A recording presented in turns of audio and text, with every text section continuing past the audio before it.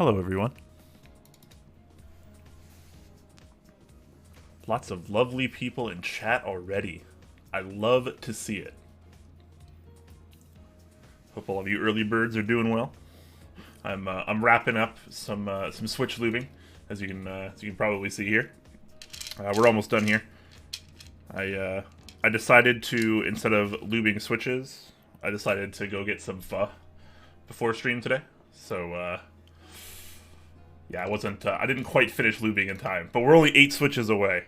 And actually, this is probably too many switches for today's build, anyways.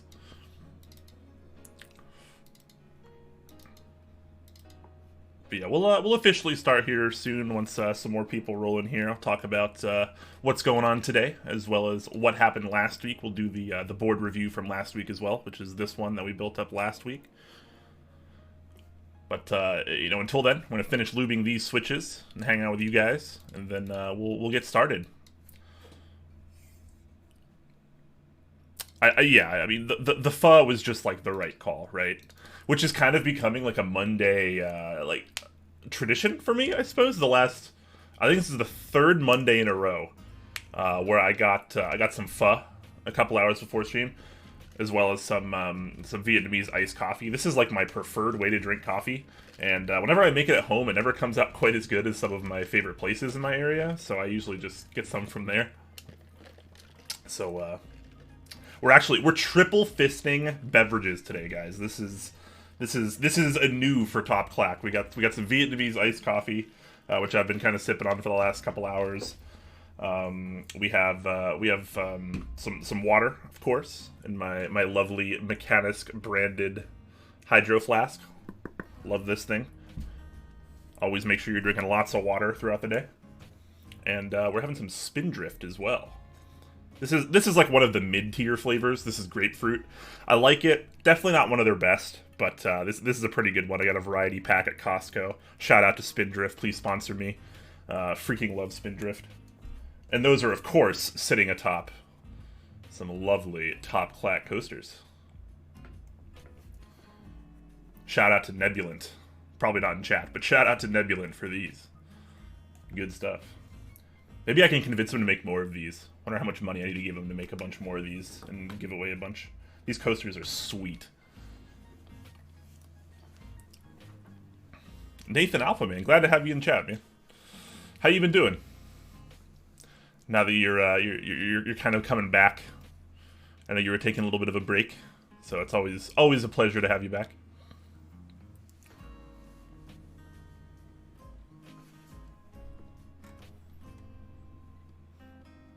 Tree Leaf, you absolutely love this wrist rest. It's a good one, right? This is such a fantastic wrist rest.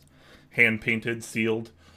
I've kind of fucked this one up just a little bit, unfortunately, but overall, top tier wrist rest. 10 out of 10 would buy another one of these.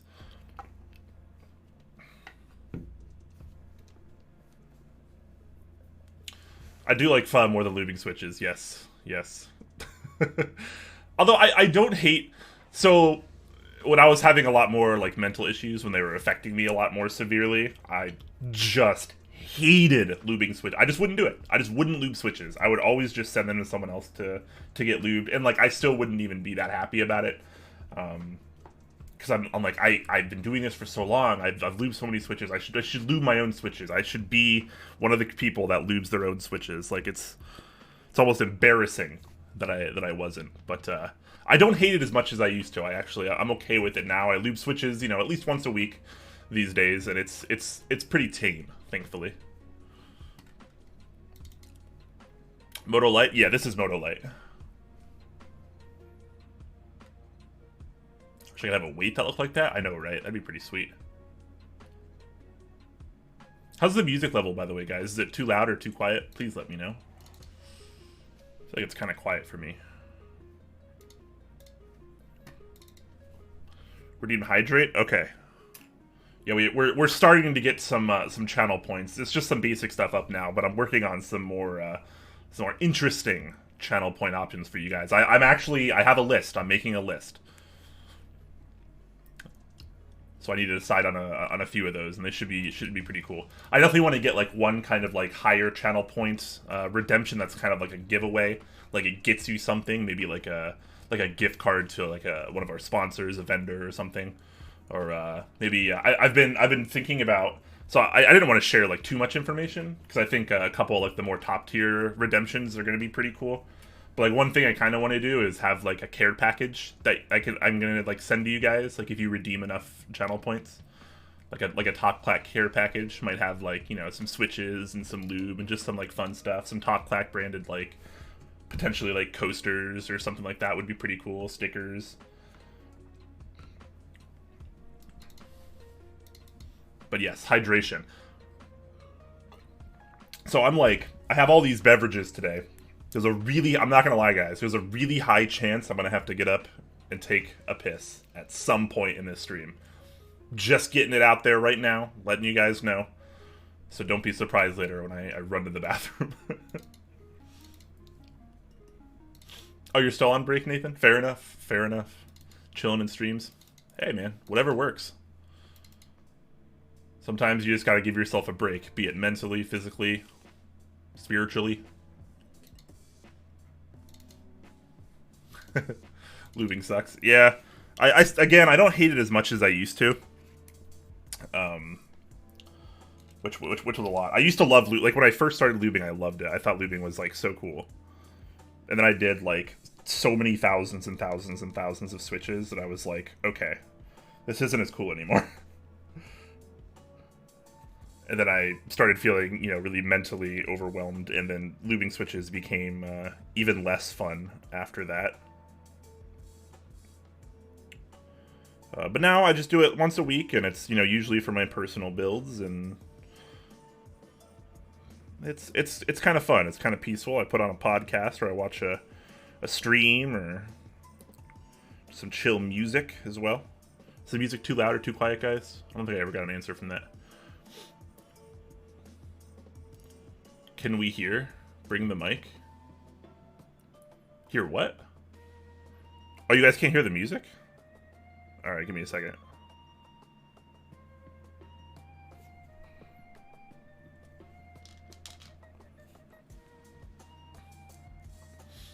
Oh, pissing? I'm not going to take the mic into the bathroom. I couldn't even do that. This is a USB mic.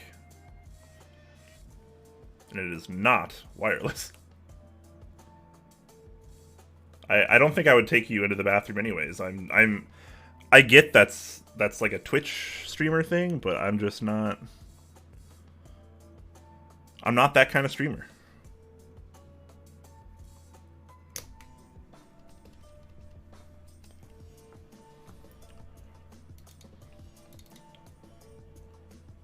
Couldn't hear the music. Alright, let me turn the music up just a little bit. Let me know if it's too loud, guys.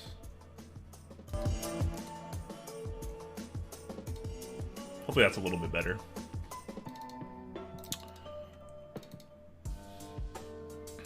That's right, Tree Leaf. Hit him with the newspaper.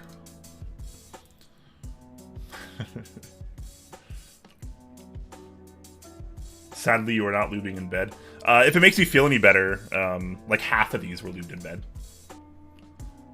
The first like half or 2/3 of these have been lubed in bed.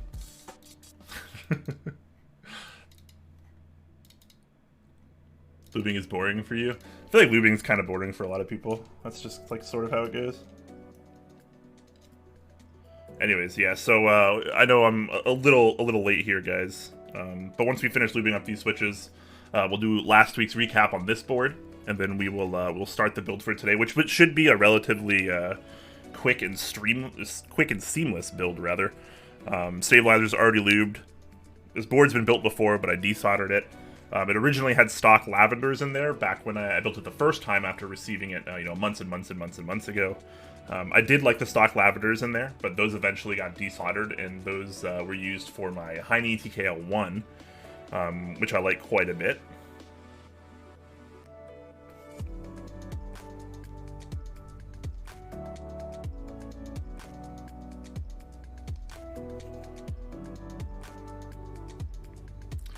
So that got desoldered, and we're going to be putting in some Gateron Hippos, which I just received the other day. I have never used these switches before, so these are new to me. So very much looking forward to these. Again, we'll officially start the stream here momentarily once I'm done with these switches. Was hoping to have them done before the stream, but alas, my craving for Vietnamese soup was too strong.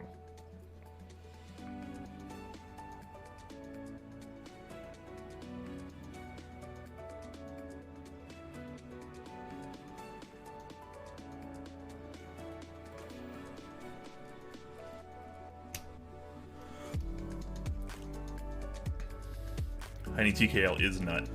I wish I had my nut button. It's in my room. I should have brought it out. I keep forgetting to just bring it out and leave it on my desk. Hey, Static H, how you doing, man?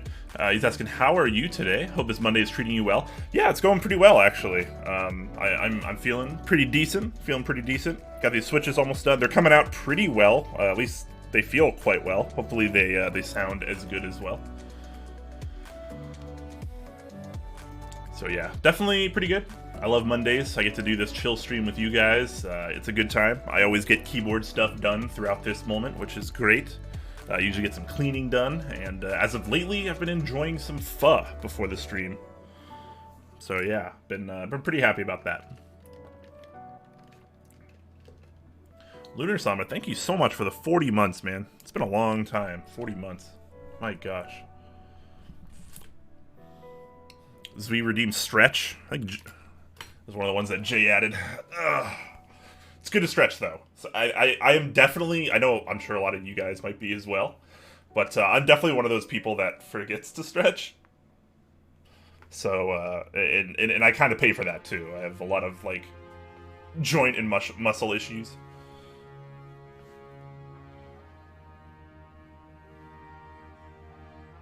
Alright, some good stretching. You guys can join me in that as well. It's good to stretch. Get that blood flowing a bit. I take off my watch as well, because this always gets in the way of something while I'm building.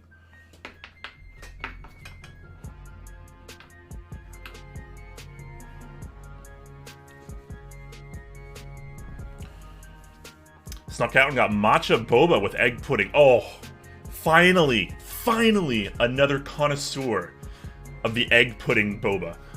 Perfection. Egg pudding is always like my favorite. Do you call it a topping, I guess? I'm not a boba expert, but I'm a big fan of the egg pudding boba. Everyone's always like, ew, what? No. I'm like, bro, you gotta try it. It's killer. It's killer. It really is. It's the best. It's the best. Boosted my mood a ton today. That's great to hear, though. Yeah, sometimes that's all you need, right? Like a nice drink or a nice meal to kind of perk you up a bit. Not just nutritionally, but like, it's that sense of getting what you crave, right? Getting what you want, I think, helps a lot. Mistra, hello, first-time chatter. Always nice to have newcomers here. We welcome all of you with open arms. Says, Monday morning is always the day I wish I was dead. Like, you wake up on Monday morning and feel like you'd go back to sleep for another 20 years. I definitely feel that. For me, like, I don't have, like, a normal job, so my work schedule is kind of, like, all over the place. It's a little different. So, this is actually one of my days off, is Monday. So, for me, it's a day I like. Any news on Allison keyboard? Well, I built that proto a while back. VOD is up on that, of course, for anyone that's interested. The Allison prototype, courtesy of Mr. Petrov. I have no idea when the group buy is planned to start. That would definitely be a question for Petrov. He's probably not here right now. But I'm wondering as well, because the Allison, I think, was a fantastic board with a really fun, creative layout.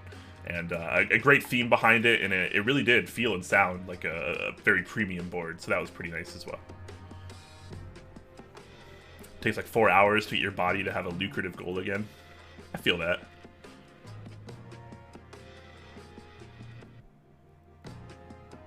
Just don't be sleep deprived. Hey man, it's not always that easy. It's not always that easy. Oh, Petrov is in chat, okay. Hello, Mr. P. People wondering about the Allison.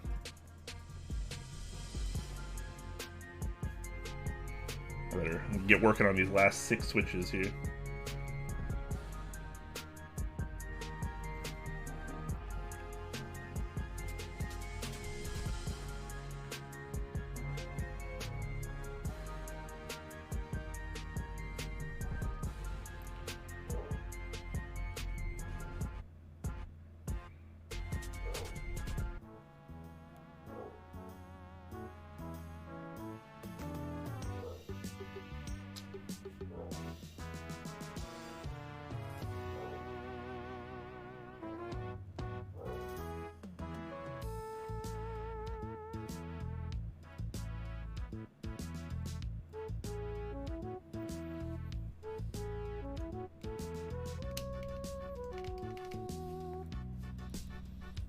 Waiting on prototypist to get final quotes sorted and then moving to group buy ASAP. Oh, awesome. Nice.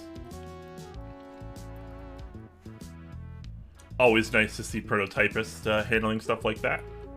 I love to see that.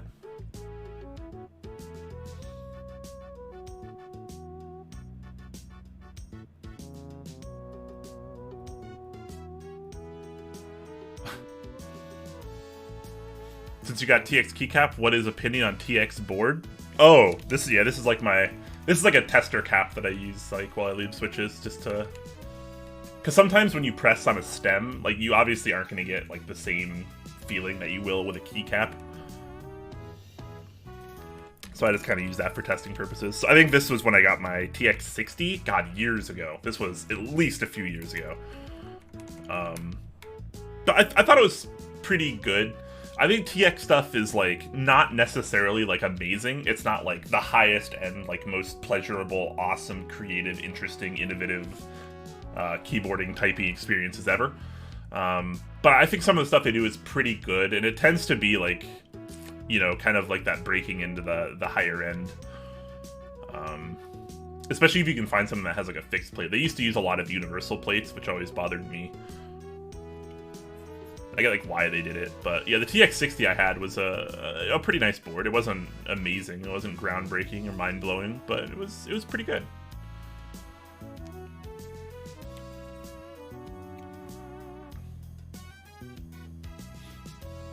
Ken hasn't made a keyboard in a long time. I don't think it's been that long. What was the last one they did? I feel like it hasn't been more than like a year, right? Since the last TX keyboard?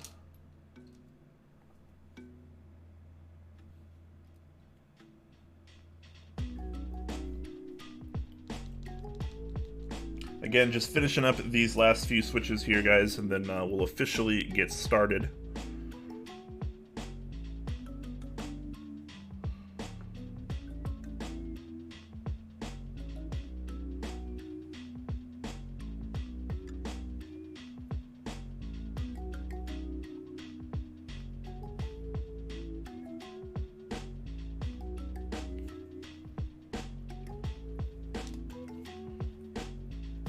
EO87, but that's more of a budget board. I mean, a budget board is still a keyboard.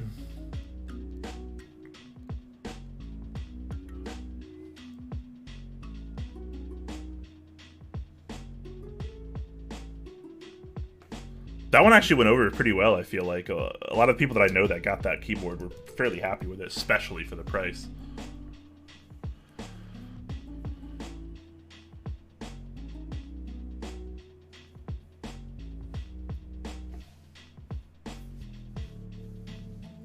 Yeah, it was definitely a keyboard. A cool keyboard. Mistress says, I have a rare illness that makes me start melting at 95 Fahrenheit outside temperature. Okay. Like my body becomes full of water, especially near the armpits and top of the face, which makes me really sensitive to heat. That does not sound like a good time. That does not sound like a good time. I don't think I have a condition that makes me less resistant to heat, but I freaking hate like the heat. Just being like a bigger person, I'm constantly warm, even in winter. You know, I'm like a shorts and t-shirt kind of guy, like a lot of the times in winter as well. because I'm just naturally like pretty warm. Naturally, you know, ultra hot, obviously.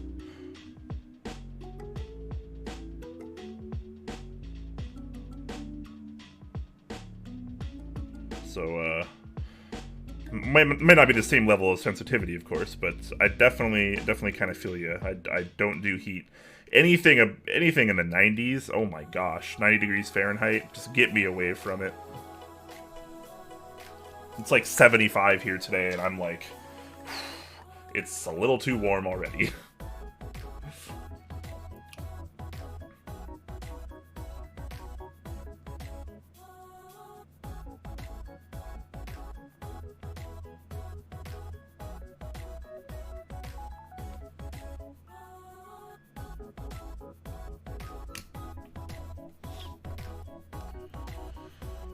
Is building your own keyboard a good option if you eat/drink near it? That's a good question. I feel like there's a lot of keyboard enthusiasts that swear by, you know, never eating or drinking near their keyboard. I'm not quite that crazy. I mean, as you can see, I have literally 3 drinks next to me, so it's not something I'm like too worried about.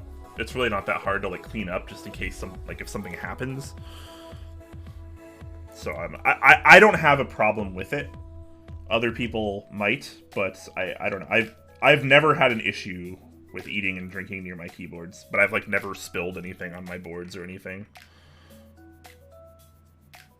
So I would say it's fine, but I'm also, you know, even if I do happen to like spill something on my keyboard, it's not like a huge deal. Like, I know how to clean it off.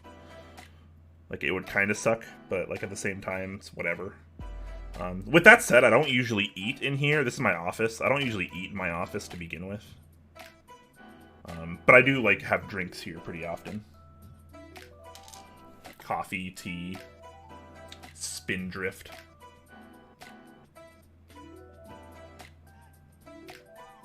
Alright, we're almost done with this, guys. I know lubing is boring. I don't usually like doing this on stream, so... I know people don't like to watch it.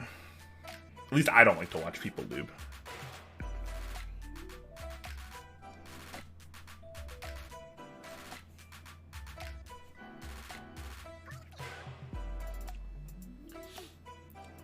Nebulant? What's up, man? There's a high of 69 here today. Nice. 69, that's a good temperature, right? I like that. I like that. That's my warmth. Like, mid to high 60s. That's plenty warm for me. Give me a little sun. Maybe give me a little breeze as well. I like a little wind.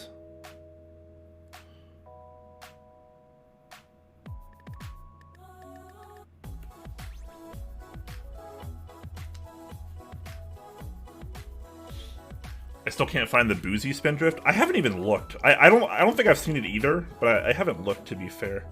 We have a Total Wine out here, which is like a pretty big alcohol store. I wonder if they have any. Maybe I should look. I don't really drink alcohol anymore, so like, I don't know.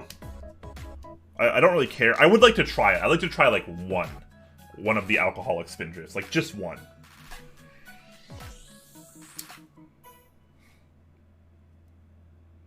While you're here, Neb, how do you feel about the grapefruit flavor, the one I'm drinking today? I feel like the grapefruit is kind of like a mid-tier Spindrift. I've actually really been liking just the basic lemon, like, more and more. It's like becoming one of my favorites. Partially because it's only 3 calories as well, so like I can have it when I'm like in my fasting period, and it's like not a big deal.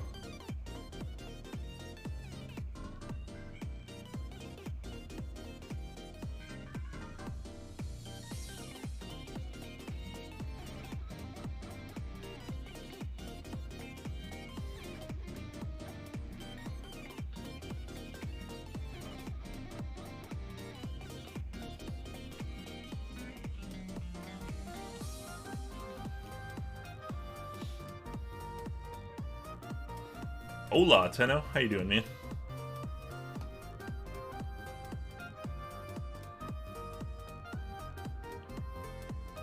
How do you phonetically pronounce your username, Tenno? So I feel like I could probably call you something more appropriate.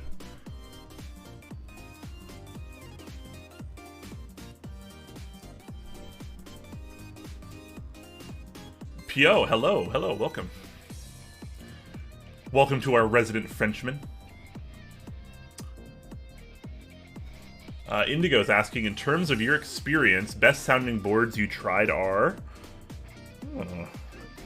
best sounding boards that I've tried.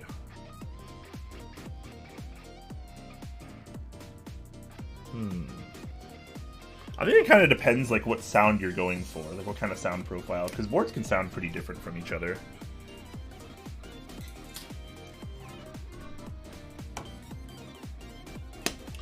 I think some of my favorites are going to be the Heine TKL1, which I have, as well as the HBCP, the Heine 1800 board. I think Heine does a really good job. Those boards tend to sound very kind of precise, classic, and like what I would consider like fundamentally good. I was also pretty happy with the last tin that I built. It was a little pingy. It was like a little ping and a little hollowness, but I was using stock switches, so that makes a little sense. What else do I have? I think the Bakaneko actually sounds really good for how much it costs. Like, it might not sound as like cool and fun and robust as a lot more expensive boards, but I think as far as like the price is concerned, it's very good sounding for the price.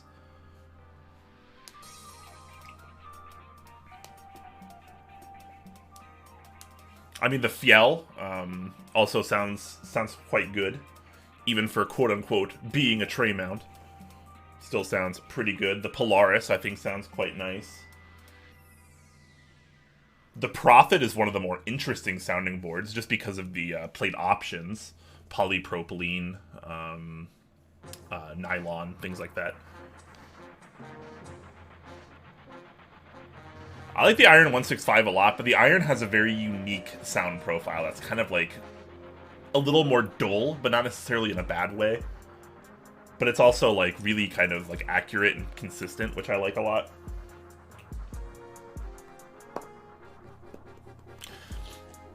Yeah, I don't know. I don't know if I have like one board that I would say was just like by far the best sounding versus everything else, because there's so many variables, right? There's just so many variables. There's a lot of chatters today. I'm like having trouble keeping up. We only have like 30 viewers. That's a good thing though. I'm okay with that. That's the problem I'm cool with having. Gio, what's up, man? Thank you so much for the 47 months, which I believe is the maximum amount of months, by the way. I think it's the most months that you can be subbed.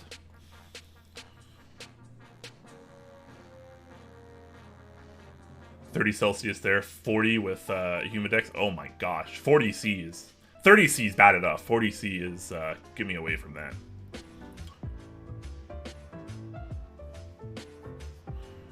$26 C in the Bay Area.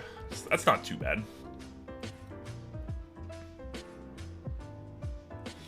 I can taste grapefruit right now.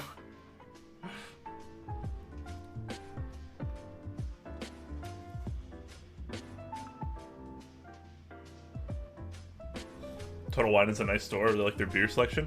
Yeah, Total Wine's a pretty cool store, honestly. I've been a fan.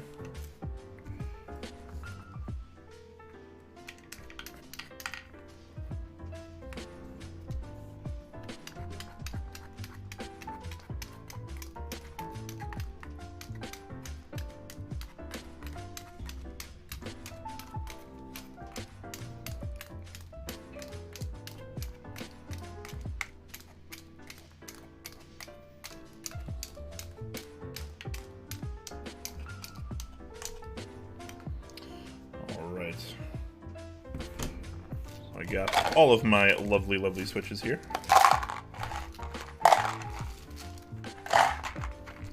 Oh yeah, I guess we can officially start the stream like half an hour late because it took me way too long to leave those like 8 switches. Sorry about that, guys. Again, it should be a pretty seamless build today, so I guess that kind of makes up for the time. I don't know if I want to use this switch or not. This might be a spacebar switch. I lube this one like ever so slightly heavier than I normally would. And because of that, I might use it on a space bar. I tend to like my space bars not as loud as some other people, so I'm gonna set this aside and potentially use that as a space bar switch. Because I'm kind of a goofball like that. These feel really good though. I'm really happy with how these turned out feel-wise. Hopefully they sound even half as good as they feel.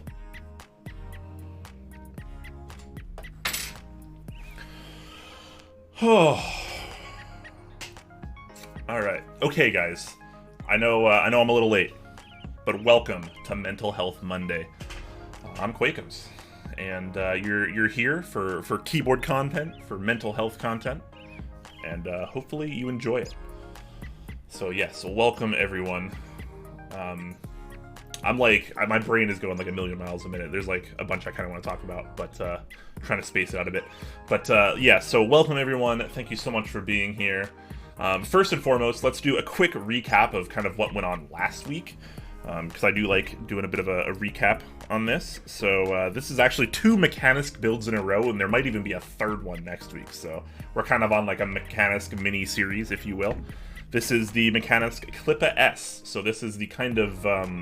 this board flew under the radar, if I'm being honest. A lot of people that know the Klippa, they know the Klippa tray mount, which is a nice, relatively affordable, but still pretty darn nice tray mount keyboard. And this is kind of like a big brother to it, if you will. It's not as like premium and epic as something like the Tind that we're building today. It's kind of more of what I would call their mid-range offering when it was launched. But this is kind of a bottom mount that has a carbon fiber spacer under the mount. The plate itself is actually mounted with 4 screws, 1 in each corner, and then it kind of has this top piece that slides over it. So it is like a multi-piece keyboard. You can see the seam right there. And we built this with a WT60D polycarbonate plate, Gateron KS3 full nylon, opaque black Gateron yellows. And we used some carbon GS2 lube on those, which is the same lube that we used on the Hippos that we're using today. So this is kind of my first 2 switches that I've tried with the carbon GS2.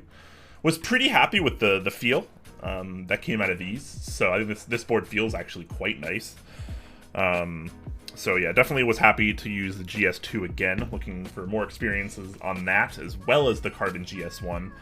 Which we use for the Anubis switches and the Iron 165, as well as the Lavenders and the Heine TKL1. So, trying to break away a little bit from stuff like 205 Grade 0, 3204 and such, just to kind of get experience with something a little bit different, a little bit newer on the market. And the Carbon GS Lube series from Kinetic Labs is definitely a little different from the rest of the lubes on the market. So... anyways, yeah, so that was the build here. We have GMK Modern Dolch Lite, which actually came out pretty nice. I think this board looks, feels, and sounds quite nice. We did put some tape on this board. So this was kind of our second board that we taped, because we taped the Kara a week before this one with some painter's tape. Which is a pretty basic blue painter's masking tape. And it definitely improved the sound to me a lot. But it's still kind of that, like, almost foam-like, definitely tape-like sound, which is kind of a love it or hate it affair on this board for me. I honestly kind of have a love-hate relationship entirely with it. I think the board actually sounds pretty good with the tape, but I feel like it's a more boring and predictable sound, even though it's better. So it's like, I'm still kind of torn on the whole tape thing, but I do think it does benefit some boards.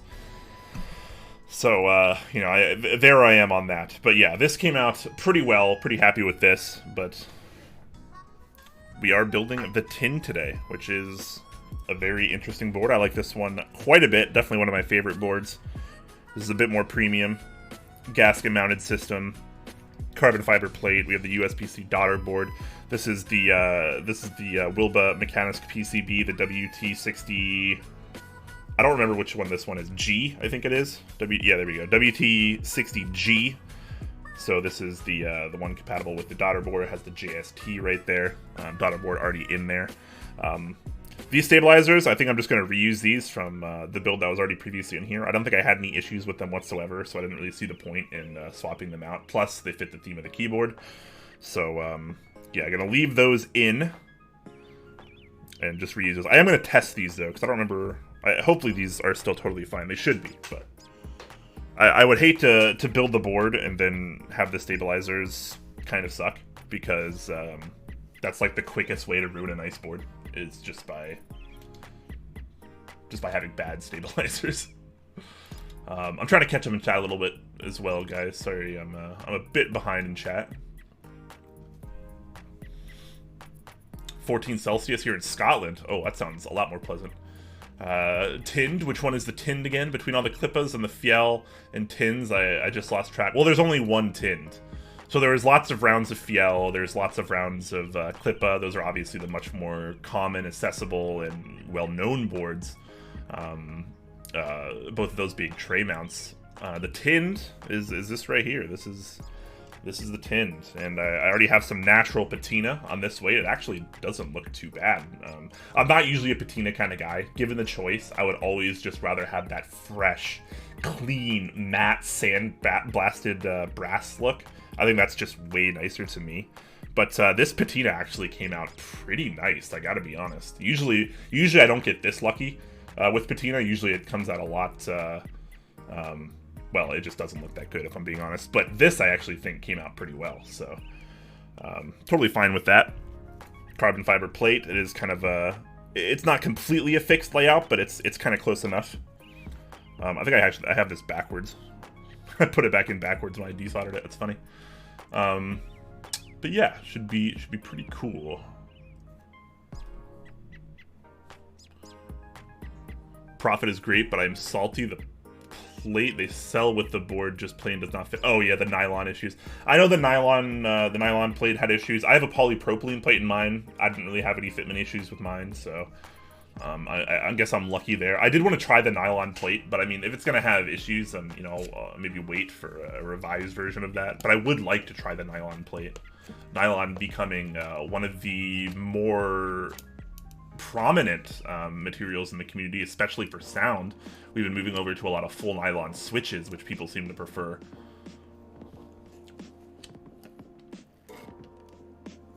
They should have refunded or offered an alternative. I agree. I mean, if you're going to sell a keyboard kit like that, and then like all the people that ordered nylon plates can't use them, I feel like as like a vendor, you can't just be like, oh well, right? Which I don't know if that's what happened, because I don't really know the full situation. Again, my issue was totally unaffected. Mine was totally fine. But you would hope for some kind of fix, some kind of solution to that kind of board. You definitely shouldn't be left alone out on an island. No joke, my thockiest board is a $10 plastic 60% tray mount case with a weird flex PCB, polycarb plate, lube lavenders, and PVC MT3. Oh, yeah, that sounds like a really deep board. I generally find that plastic tends to sound a lot thockier than metal. You know, it doesn't, regardless of whether you're talking about case, plate, or switch. I think that's kind of just the way it is.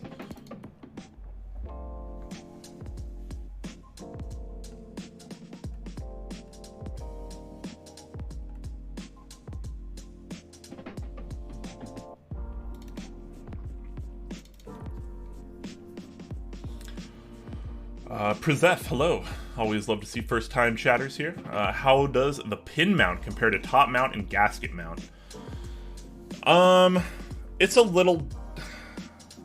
I don't find it a whole lot different, if I'm being totally honest, than something like top mount or like closer to maybe a sandwich mount.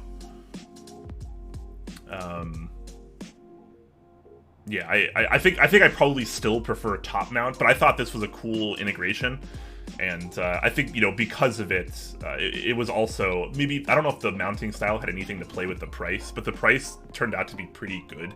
I think it was like, you know, as low as $3 or $3.25 USD for a base kit, which is pretty cool. Ozzy, hello, good morning to you as well. Is it morning? Yeah, I guess you're like, God, what are you, 16 hours ahead of me, I think? 16 or 17? I suppose that makes sense. It's actually kind of, it's a little early for you, isn't it? Or maybe not.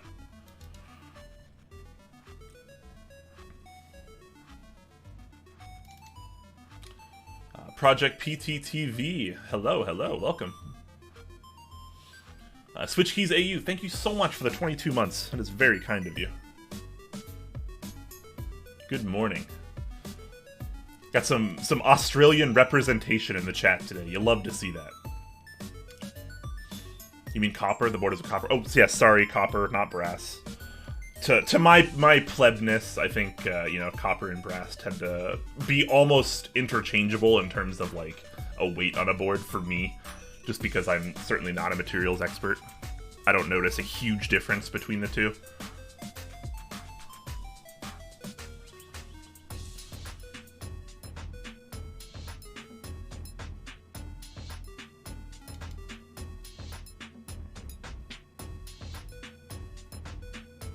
Disappointing experience when I was used to better from Cannon Keys. Yeah. Yeah, I feel ya. You would definitely hope better, you know, from Cannon Keys, but like, I don't know. I personally hate Thok, especially the word monkers. Clack is just superior. Hey, that's totally fine, right? I mean, Thok isn't for everyone. It's interesting to see like the evolution of Thok, as it were. Because Thok used to be like a term that you would only hear it in the sense of like Topra. People never use the term Thok for MX, and now MX, like, everyone wants Thok in their MX keyboards, and it's always been kind of interesting for me to hear that.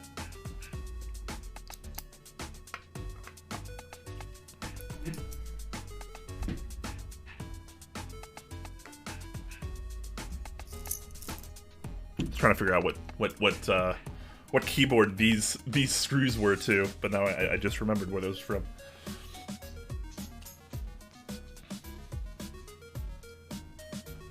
Groggy Aussies waking up in your chat. Well, hopefully this isn't like the worst stream to wake up to, right? Cannon Keys didn't design it. They didn't design it, but they, you know, they ran it too. I don't know. It's a bad situation like for everyone, right? Because like obviously Cannon Keys and Max West Foxtrot, who is the designer of the board, you know, obviously they both want you to have like a good experience, right? It's not like they're trying to make it like crappy in any way. Shat the Pat, thank you so much for the 9 months. Very kind of you. Alright, let's get some of these screws out, and then we're going to test the stabilizers, make sure they are still good to go.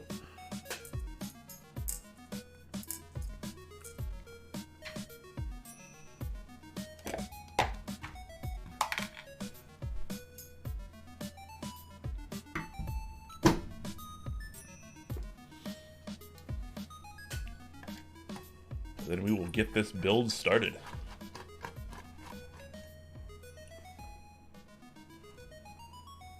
Mr. asking, does the keyboard has to be standard to make one, or can you make a grid of key switch for games to quickly know at first glance what options are one? Says for Euro Truck Simulator, where a key would blink when you turn light is on. Probably? Are you talking about just the lighting? Or are you talking about the actual physical layout of switches? Because there are definitely like grid switches. There's stuff like the Plonk, the Prionic, lots and lots of you know, we call those ortholinear layouts, where it's just like a grid basically of switches and keycaps.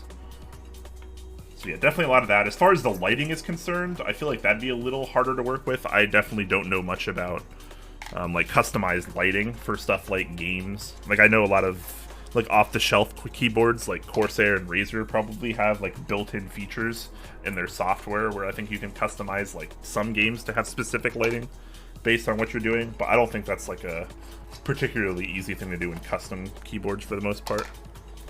But again, anyone that's in here that's like a QMK expert might be able to totally prove me wrong, so I have no idea. It was indeed only for Topra, that's right. Oh, I forgot you had a Thok license plate, Nebula. That's pretty awesome. If Topra equals Thok, then logically I need Topra. Topra is the original Thok. Thok was never used on MX keyboards until like a few years ago.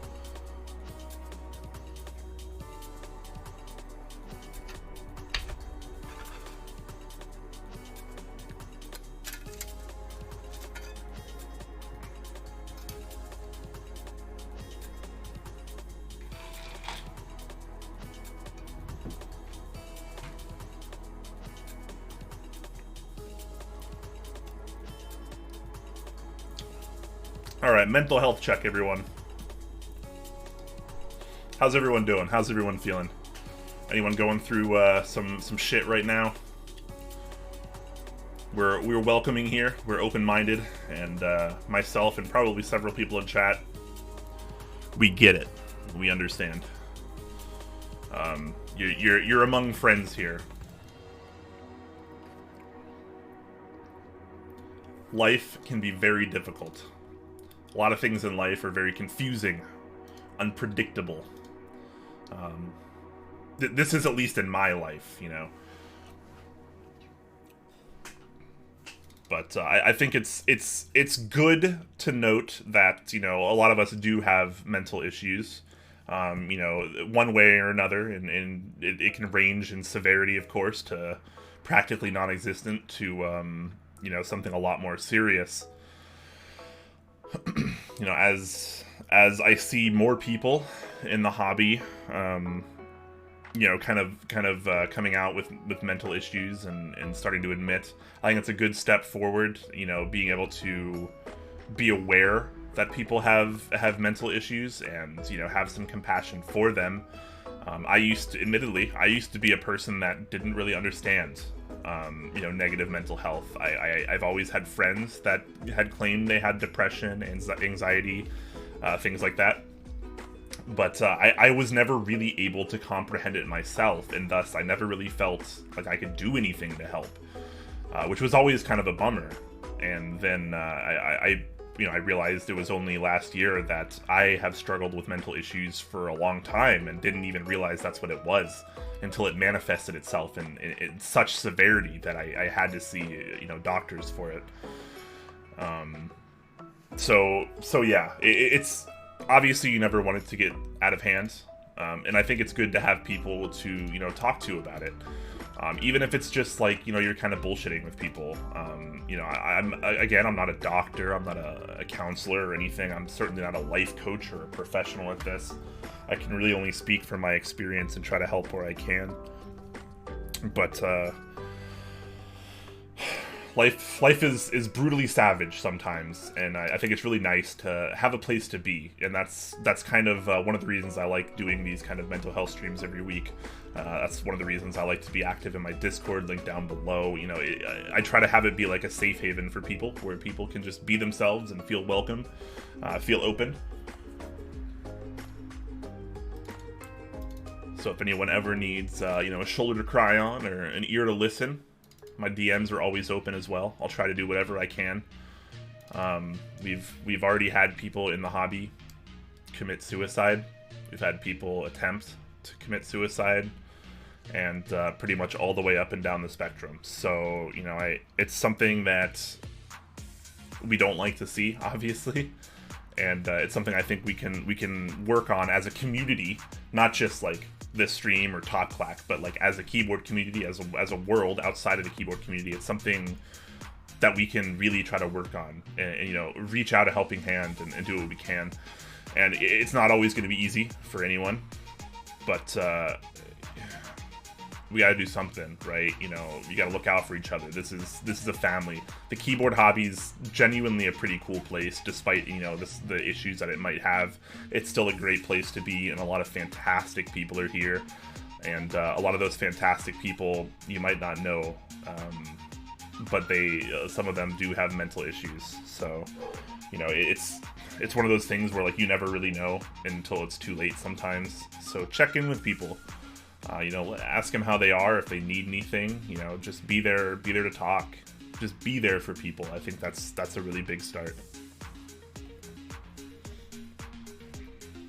Excited for my Fiel to come. That's awesome. The Fiel is a really, really cool keyboard. Love mine. I'll be rebuilding mine soon with a different cherry wood veneer plate, which I'm very, very much looking forward to. The one I have in there now is actually pretty nice, but the newer version is going to be pretty sweet too. Alright, finished my coffee, guys. Finished my coffee.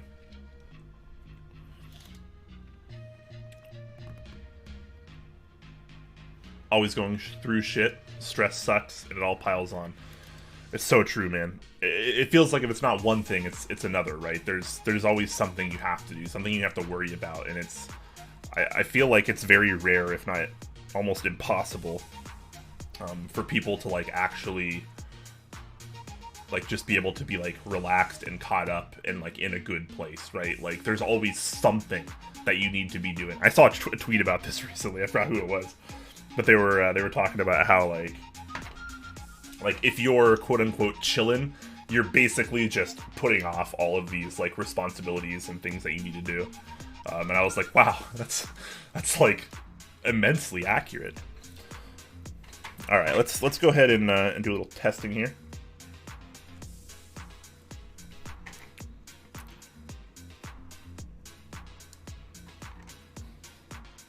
Actually, I'm going to test these with the plate.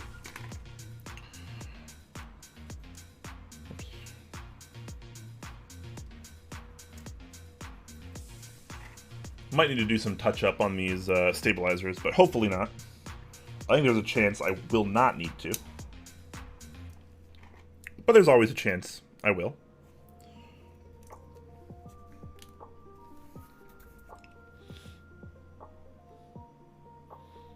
Thanks, Quakeums, you were truly awesome.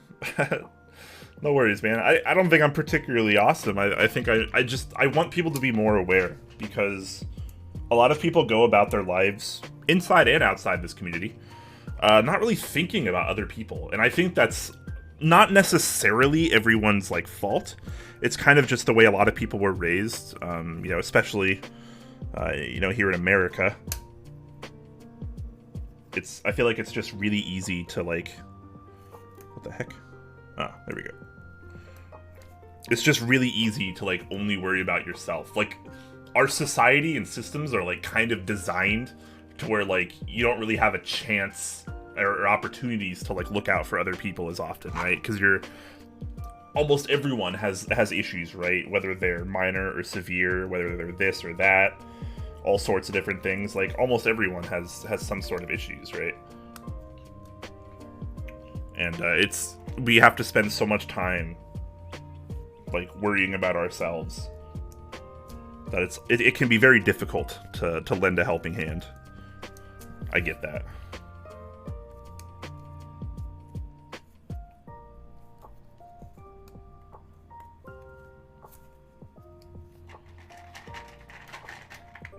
I was diagnosed with osteoarthritis last week, feeling doomed, but the painkillers work well, just can't sleep as much as I want. But not depressed about it yet, but we'll keep in mind that you have mental health minute if needed.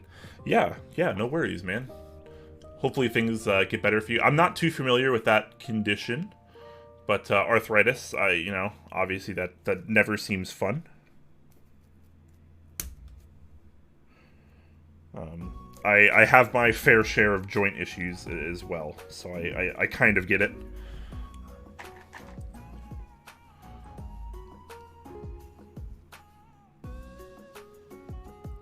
But yeah, definitely keep checking back with us and see and see how things are going. Basically, one day I'll be in a wheelchair and can't avoid it. I feel like that might be my future as well. But yeah, that's a bummer. But I think like how you can mentally process a situation like that is going to be like an enormous factor, right? Because obviously, like you can still lead like nice, fulfilling lives, you know, inside or outside of a wheelchair, and it doesn't make you any less of a person or any worse of a human. We're all different, right? We all have issues, physical, mental, or otherwise. Oh, I'm supposed to test these. What am I doing? I'm just like, let me put more switches in. I need some keycaps to test with.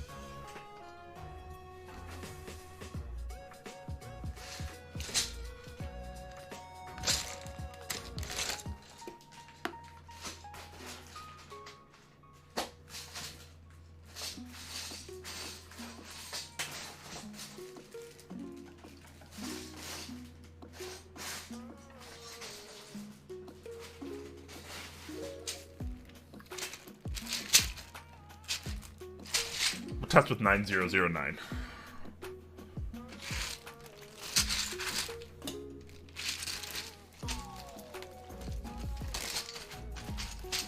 Mr. Treeleaf is the best. Treeleaf is great. He's a fun dude.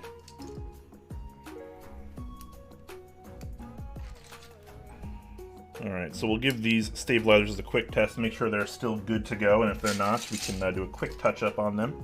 No problems, no worries there.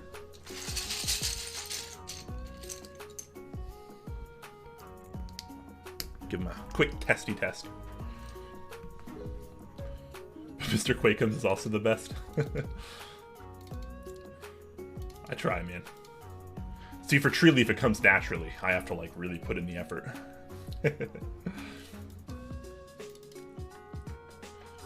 I'm more scared of the day I'll die anyway than any wheelchair. I can't sleep sometimes because of that. I think that's like, I feel like that's an issue for everyone, right? But it like depends on like when it's gonna happen in your life. Not like the death, but like thinking about it, right?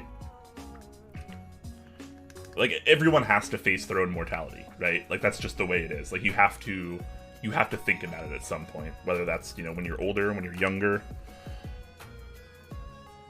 Midlife crisis, I think some people call it. What's going on with this keycap?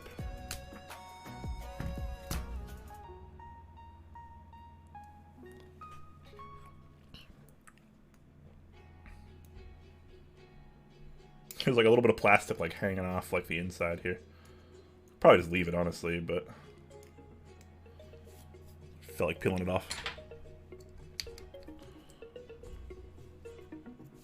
Yeah, but yeah, facing your own mortality, I feel like is kind of a scary thing, and you know, I've done it a little bit as well, and like honestly, like as weird as this sounds, and I know this is gonna sound kind of weird, but I'm like very, very curious about the afterlife, like super ultra curious. Like, is it truly just like nothingness? And I'm not trying to say like I'm suicidal or anything, because I'm not. I think life is actually pretty interesting, and I want to get through it in a fulfilling way, fulfilling to me at least. But I'm not. I'm very interested in the afterlife as well.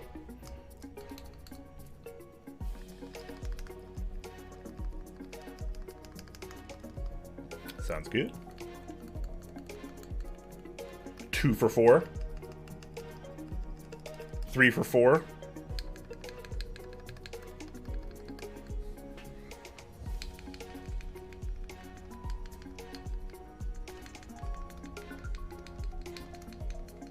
Four for 4, you'll love to see that. Alright. Well, in this case, hear it.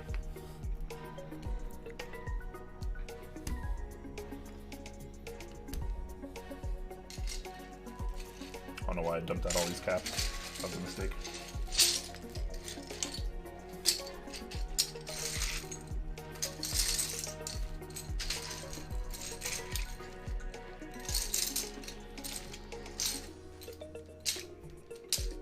Sorry if there's a little background noise. I think my roommate's vacuuming upstairs.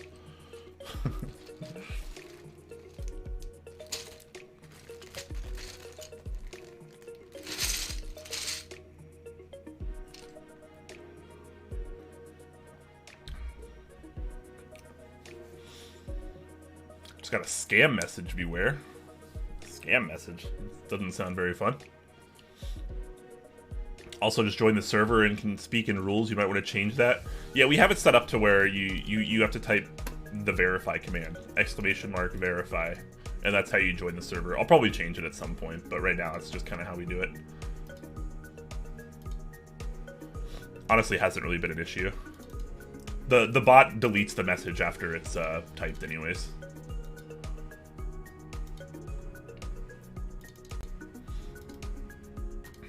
But yeah, welcome to the server. Pio says it has to be nothingness. I will never entertain anything else personally. That's fair. Death is the end of life. My body persists in physical form, but my life is gone, and so shall I be. Yeah, I don't necessarily share those same views, but I think that's a very, very valid opinion. And, I mean, quite possibly the most likely outcome as well. I like to think a little bit more outside the box, I guess. I feel like almost anything could happen. I feel like we understand a lot, like, physically as humans, but I feel like we don't really understand a lot, like, spiritually, I guess? I don't know. Like, I'm not a religious person. I'm not necessarily, like, you know, super spiritual either, to be honest. But I do think there's a possibility of some things.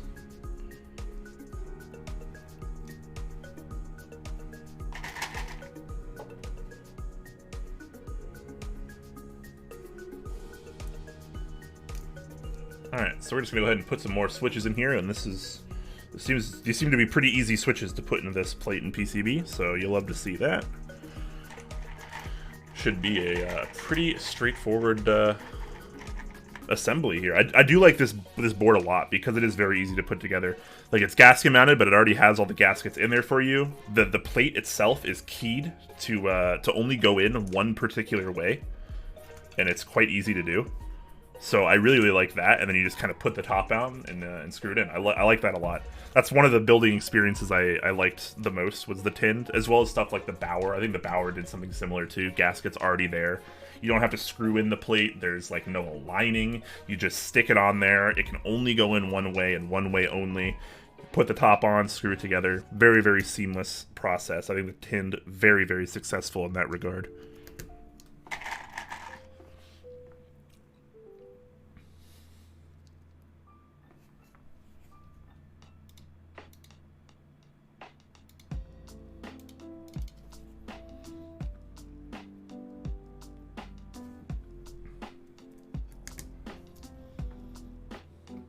But it's certainly an interesting topic, right?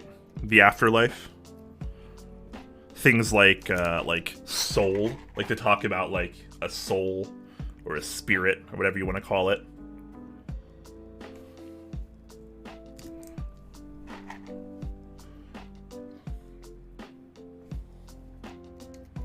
I think that existence in general is just like super interesting to me.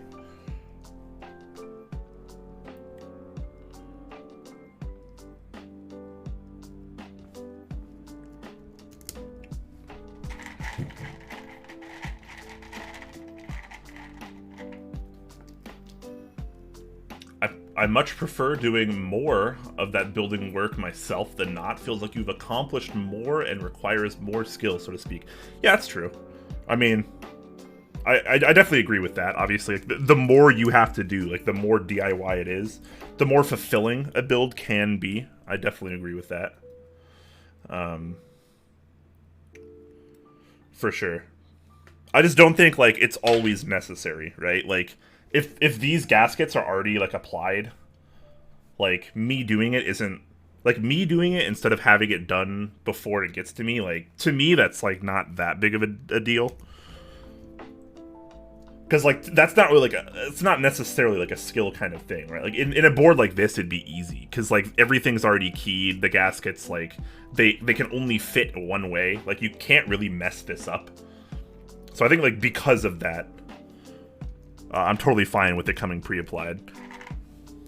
And I think that it's nice to see stuff like this in a way because even though it's a little less interactive, it's also a lot easier for people that are maybe newer to the hobby. There's less things to do, fewer things to do throughout the build, and I think that can be better for like people newer to the hobby.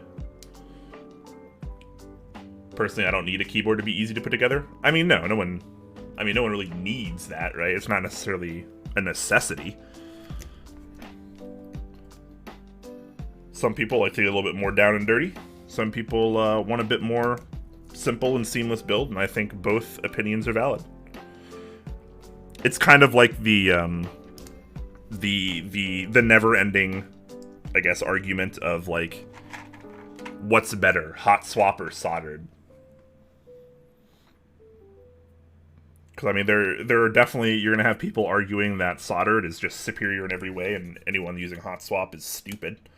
Like, you're gonna have people with those opinions, but you're also gonna have people that are like, yeah, hot swap's totally fine. I love it. It worked perfectly for me, and I see no reason not to. And I think you can kind of have any range of opinions there, and it's pretty much fine.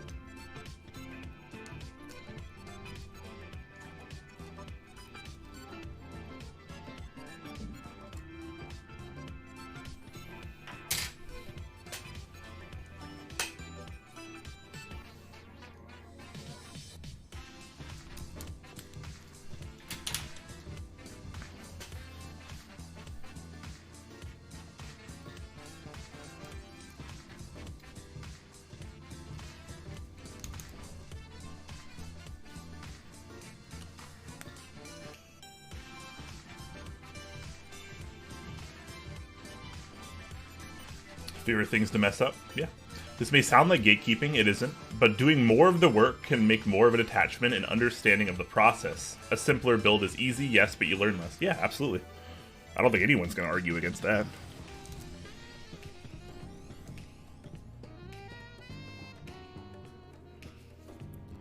But, you know, the reality is there's different ways to enjoy the hobby and to different degrees, and people want different things, and I think those are fine.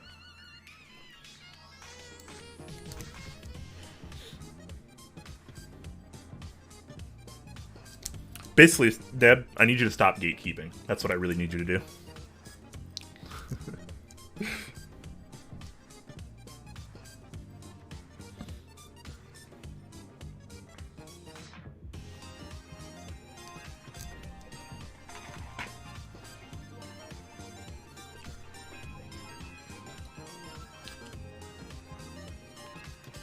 Like people that buy pre-modded Topra, they're buying what someone told them is good. They don't have experience making it good and tailored to their tastes. Well, that's, I mean, I think buying a board, I think that's like a different territory, right? Like buying a board that's like aftermarket modified is different than being like put on your own gaskets. You know, I think that's kind of different realms to me. You know, things like lubing and most other modifications tend to be a lot more preferential, and you can kind of tailor them to specific people and like your own desires. And yeah, in that sense, I definitely agree, right?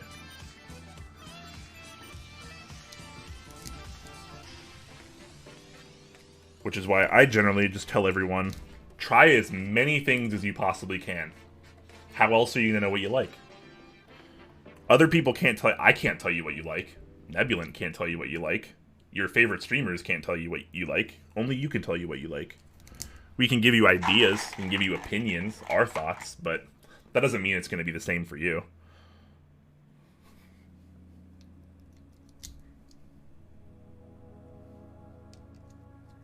I kind of like the way these switches look.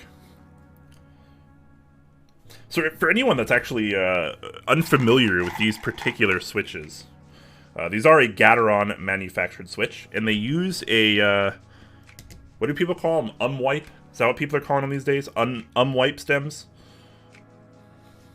The, what is it? Ultra high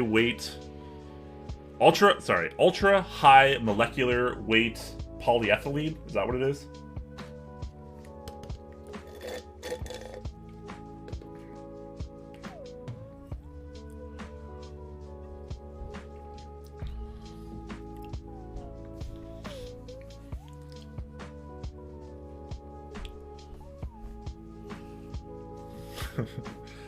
Nebula can always tell you what you like. Tao says, hey, Mr. Oh, that's to Mr. Tree. My bad.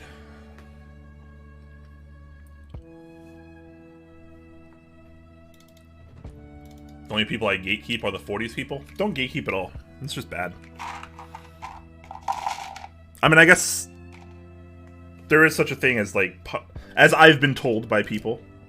You know, there's gatekeeping of all kinds, and apparently being too positive is also kind of a gatekeepy thing. Being not critical enough, I've been told. I don't know. I think my thing is it just kind of goes back to like, why ruin someone else's fun? Like you're in a hobby, right? Like. For most of you, at least, like, this isn't, like, a job, it's not a profession. For most of you, you're just enthusiasts. For most of you. Like, you're here because it's a hobby, right? You're here to have fun, to experience new things, and to, you know, hopefully have a good time.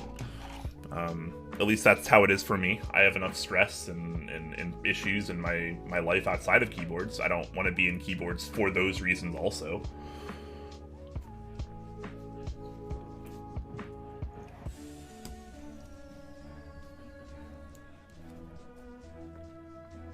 So yeah, just you know, have some compassion for people. Very few people in this hobby are like here to make enemies and be involved in drama. I think some people are, but I mean very few of them.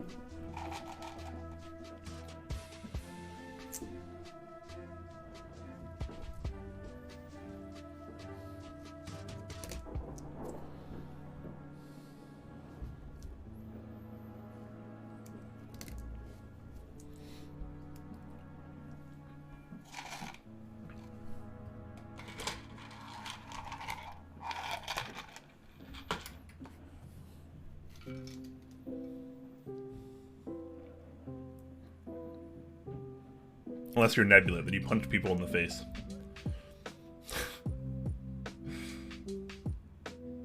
Politicians tells you what you like all the time. Yeah.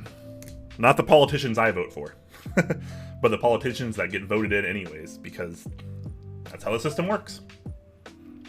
Don't even get me started on politics, man. I have all sorts of issues with politics, particularly in America. I think we would do a pretty terrible job at a lot of things. Most of our politicians are stuck in the past. It's not the 1800s anymore.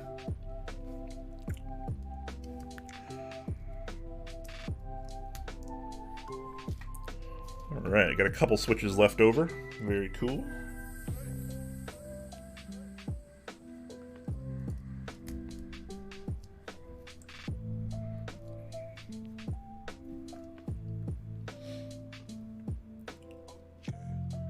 Minecraft theme?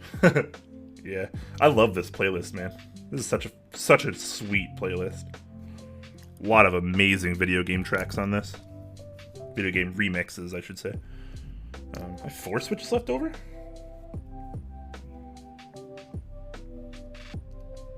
Huh, I didn't think I was gonna have that many.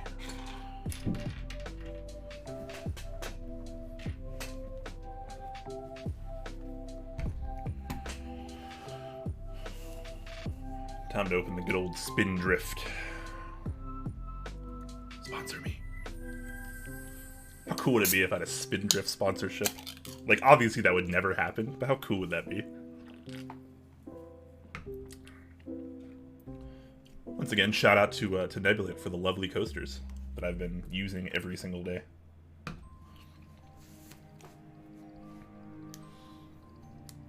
I need to buy some of those switches and kangaroos and silver blizzards. Yeah. I'm trying to try more, right? I got, these are the hippos that came in the other day. This is my first time using these, so very excited. New experience. Love those. My silver blizzards actually arrive tomorrow, so that'll be pretty cool.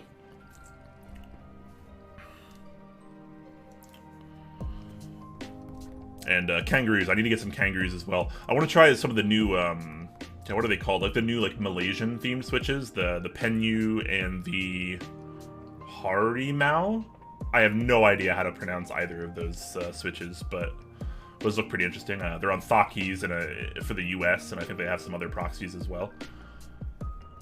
Definitely interested in trying those. But yeah, I need to get some kangaroos as well. Next week, actually, what's today? The 9th, so the next Mental Health Monday is on the 16th. On the 11th, the embargo gets lifted for the new Glorious Lynx Switch, which is a linear switch. I can't talk about them yet, but I will be building with them on next Mental Health Monday. So if anyone's interested in checking out Glorious's new Switch, we'll be building with those next Monday. And then probably the week after that, we'll probably try out the Gateron Silver Blizzards. I also have some TTC Gold Pinks I want to put to use. And I believe I'll have some other new switches on the way soon. So lots of new switches. Very much looking forward to that. Does this use 8 screws or 6? This one uses 8. Uses 8.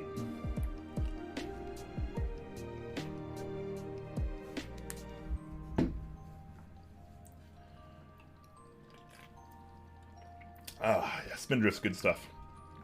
What's your favorite Spindrift flavor, Neb? Is it still blackberry? I feel like blackberry is like up there at the top. Blackberry and lemon, I think, are probably like my top 2 Spindrift flavors right now. I'm also liking the raspberry lime less the more I have it. Half and half. Oh, are you a mixer? I was just talking about like singular can of Spindrift. I'm sorry. I should have been more specific. Alright, let's go ahead and see how straight all these switches are. That's as good as it gets, I think. Holy crap. Very nice. Alright, let's check and make sure all the pins are through as well. Can't taste a lot, though. The half and half flavor? There's a half and half flavor? I don't think I've seen that yet. Which half tea, half lemon. Oh, so it's kind of like a take on like an Arnold Palmer in a way. I have never seen that flavor. I don't know if we have that one out here. Very cool though. I'll have to look around more for it. All right, we're gonna check, make sure all the pins are through.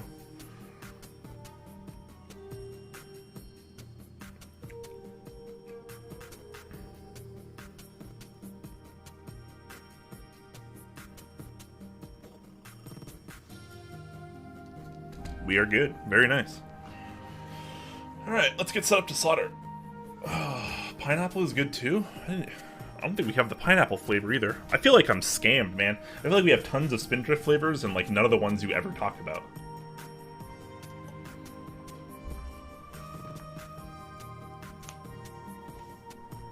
All right, so we have all the switches in there now. Very nice. I'm gonna move this out of the way and we're gonna get ready to solder.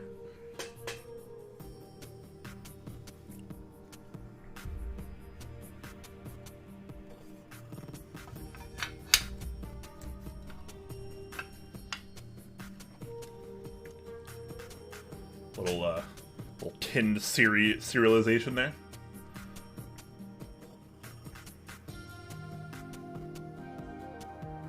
I'm a big fan of stuff like this, so gotta show it off where I can.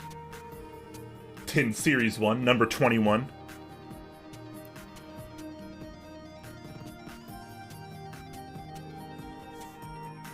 Good stuff there.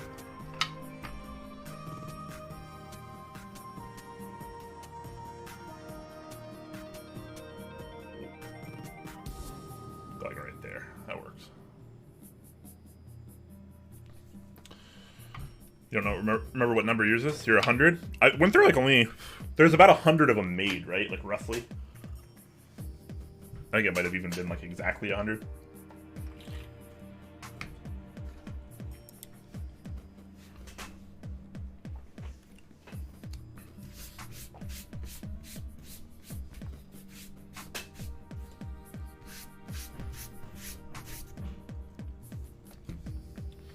Okay, let's bust out a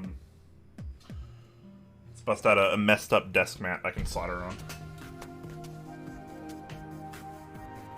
I'm pretty sure I've already ruined this 9009 mat, so I don't drink anything but water. There's nothing wrong with that. I mean, if you're gonna drink one thing, that's probably the thing to drink.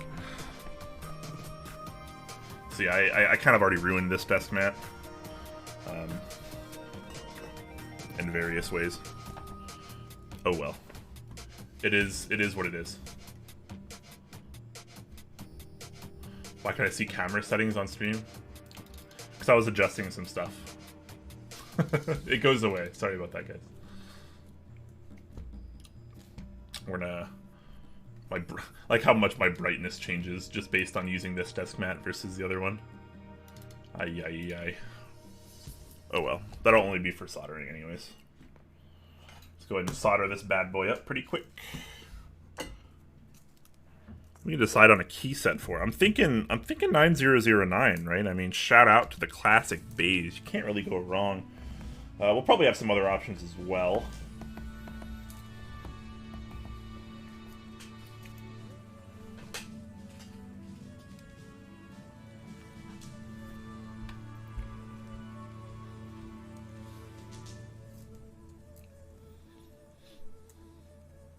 Oh, you got number 84?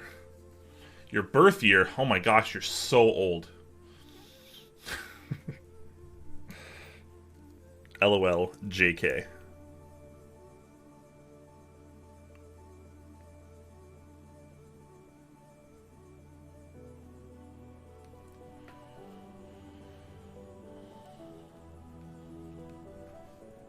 Oh, this is like the one Overwatch song on the playlist. I like this one.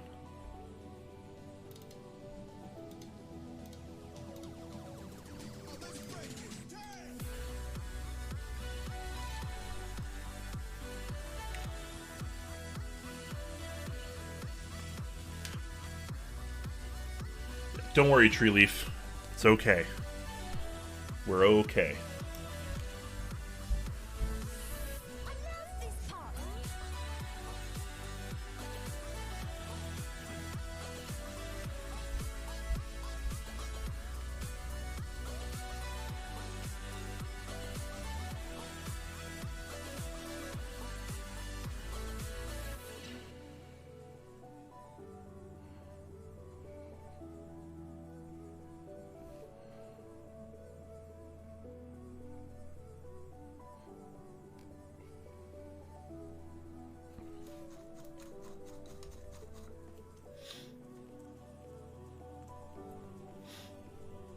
Hey, I'm here just setting up the printer to print a keyboard case, but still listening. Oh, yeah, man, no worries. Do what you gotta do. Hopefully you're having a good time while doing it. Printing a keyboard case. Interesting. So what are you printing? Is it a specific... What specific board is it?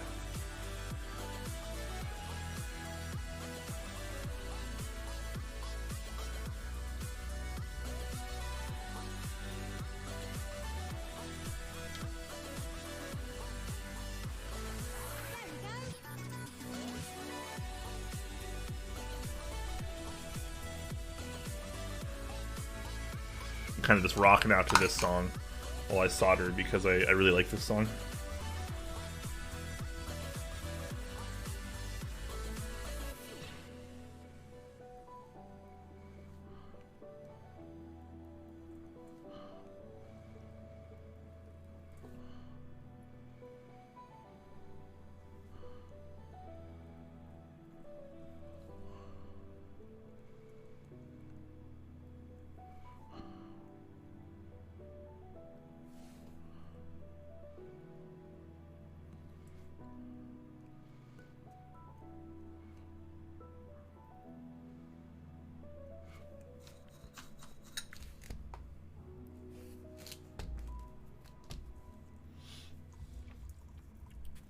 My own board, basically. An orthodox, but with an extra row. Interesting. An orthodox. Very, very interesting. Friend helped me with the PCB design, and I designed the case. Awesome. I love little projects like that, right? That stuff's always cool. Everyone goes crazy in this hobby for like all like the fancy, like high-end premium keyboards, but there's a lot of like lower end, like DIY stuff that's like really, really awesome in the hobby, and it's cool that people like are getting that deep into it where like they're just 3D printing their own stuff and things like that. I love seeing that kind of stuff.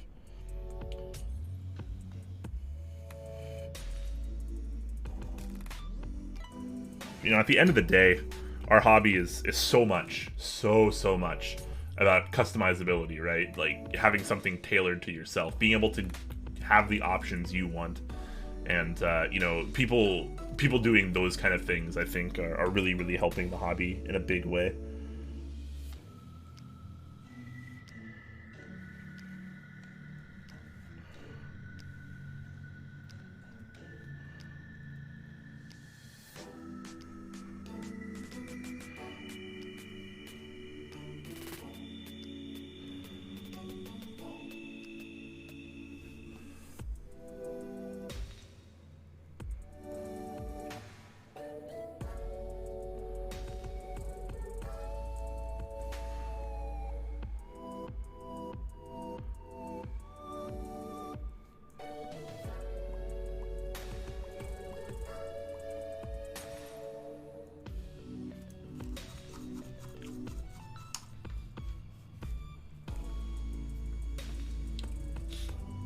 Dotnik, hello, man.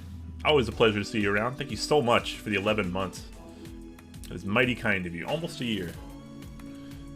Is this Minecraft? Yes. It's called Sweden, the Minecraft remix by Grimecraft. Or no, I think it's called Grimecraft as well. Or maybe that's the album. It's the Smooth McGroove remix. You could do exclamation point music, and that'll link you to the playlist that I'm listening to. A lot of the tracks get like repeated over time, so it's not like there's like infinite tracks. So like this, you definitely hear this one again at some point.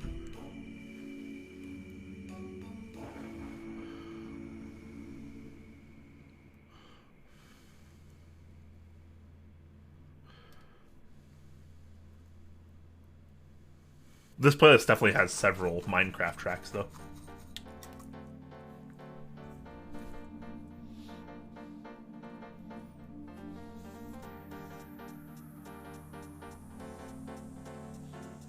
Do you mind if I share a link to my Insta to show you the keep? No, that's totally fine. Feel free. Please do, actually. I would like to see it.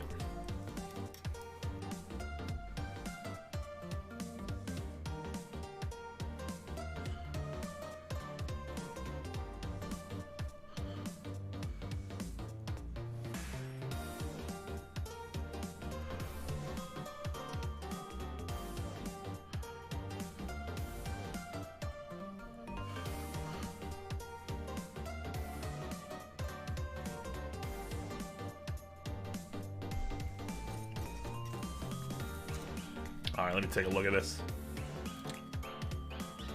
Camel Leopard, hello. How you doing, man? Oh, wow.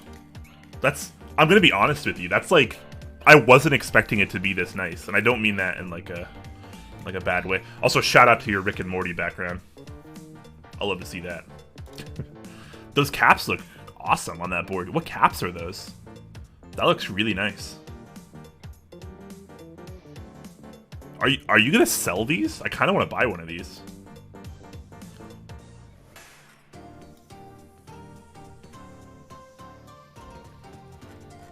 Yeah, that's cool, man. That's really cool. I'm gonna keep that open so I can look at that more later.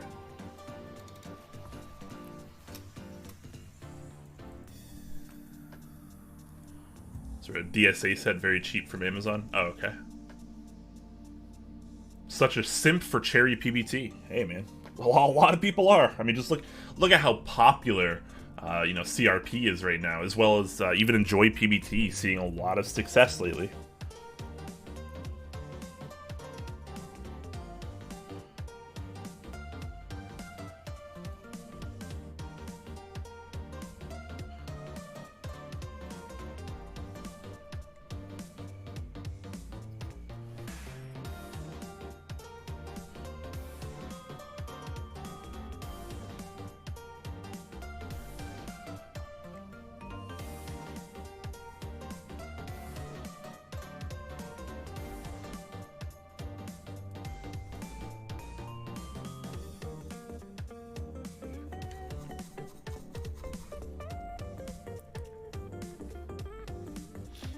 Use it to play Overwatch? Oh my god, that's what I would use it for as well.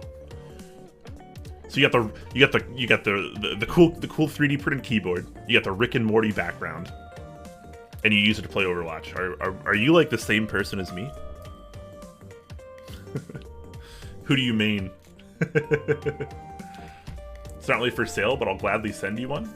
I'd love to have one. I'll happily pay for it.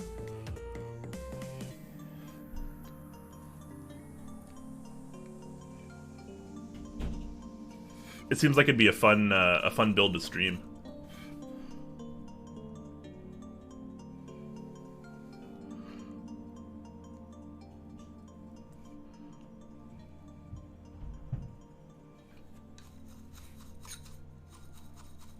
I'm your Mexican twin. I feel like I've had a few of those throughout my life.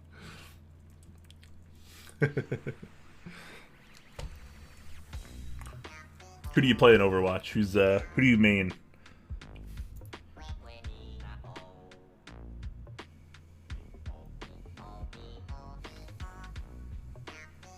Look at this, you even get Animal Crossing tracks. This station really has it all.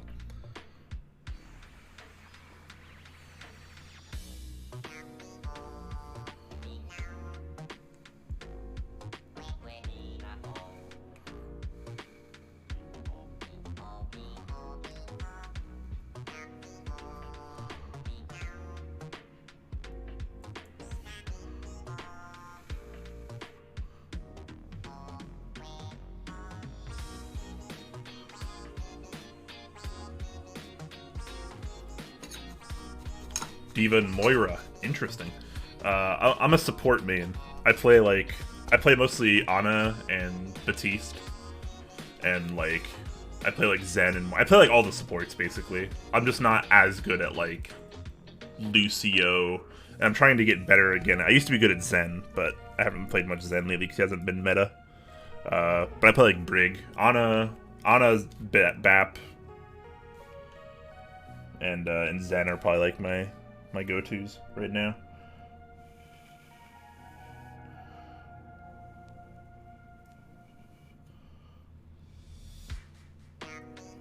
Basically, I'm a flex support player, but I like to pretend I can play other stuff too.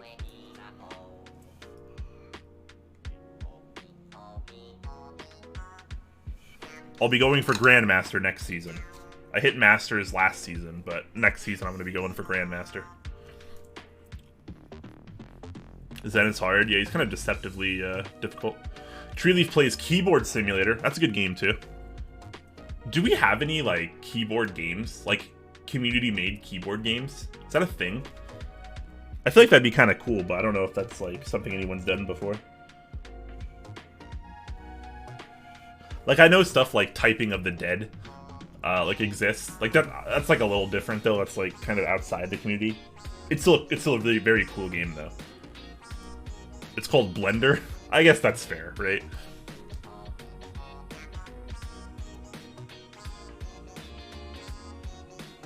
Send me a DM later. Awesome. Yeah. Hit me up anytime. I play Fixing My Stabs for 6 hours. So that's when I just take the stabilizer and I throw it in the garbage and I use another one.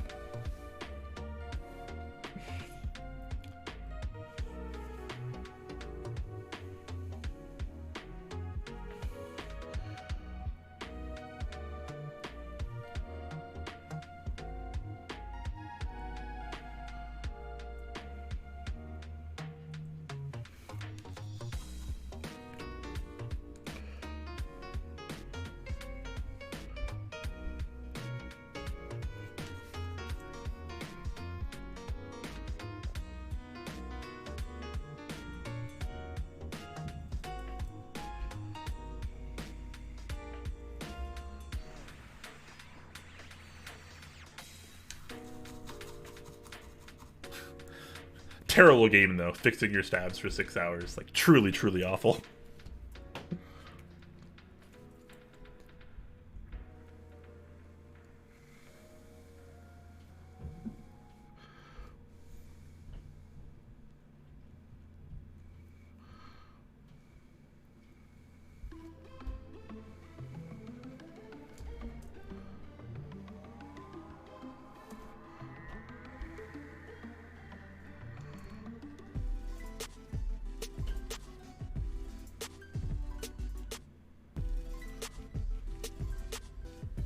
Alright, almost done with the soldering. You don't play the game plays you. I don't even think you play it, I think you just lose. Like, there's no winning. There's no winning with stabilizers. It's just it's a loser's game.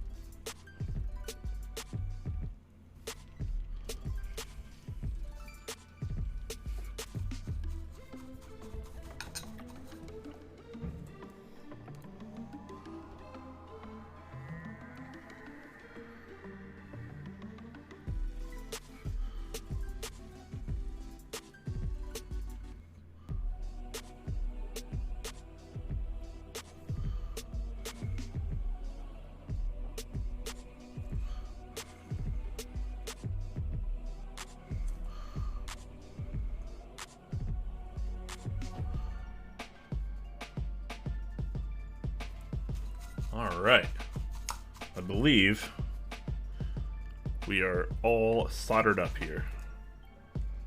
I'm even going to unplug my soldering iron because I'm that confident.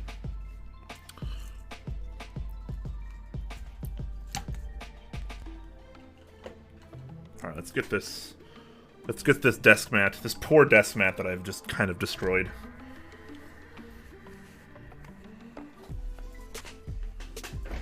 Get back to slightly better color accuracy on stream.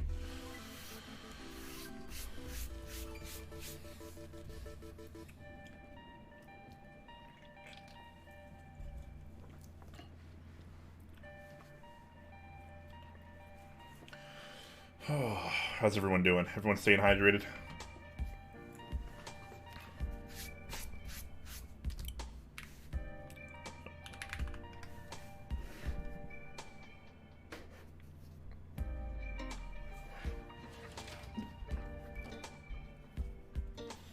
Oh, actually, I have a daughter board on this.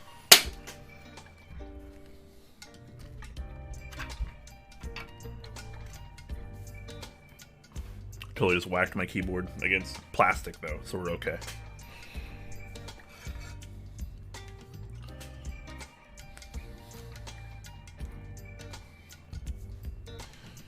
Thoughts on the current key apocalypse with GMK sets getting canceled and such? Are they getting canceled? I know obviously GMK is not able to keep up with community demand, which is understandable considering how fast and how demanding our hobby is growing.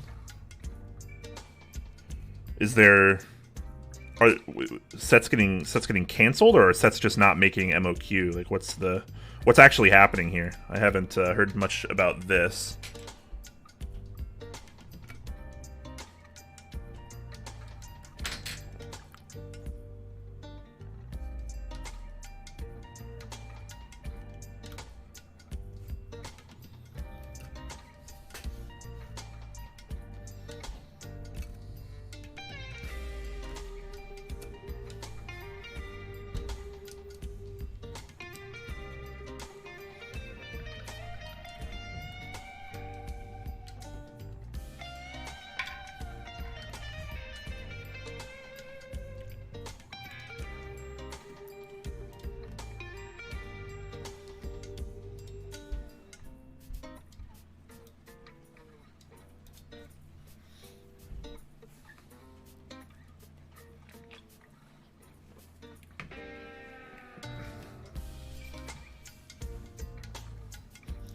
Yeah, haven't been reaching MOQ recently and are getting canceled midway through.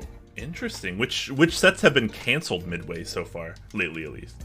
Like, obviously that's happened historically numerous times, but that's happening to a lot of sets these days, huh? I'm curious. I mean, I think the GMK bubble was always going to burst. I think that was just the way it was going to go, right? Like, they can't keep up with demand. Our community is just putting out design after design after design, and a lot of people that are more interested in GMK key set design are often talking about how poor quality a lot of the sets have been lately, and you know, that's gonna happen, right? Some sets are going to do better than others. That's just kind of the way it is. All right, let's go through and make sure all these keys are working. Yeah, so I think my thoughts on it really are just the bubble was always going to burst. GMK was never going to keep growing at that rate of popularity in our community.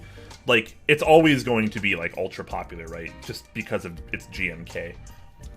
And I think that's totally fine. But like, you know, and we talked about this recently on one of our episodes. The VOD's up on YouTube, of course. You know, I think the title was is the GMK bubble bursting or something like that.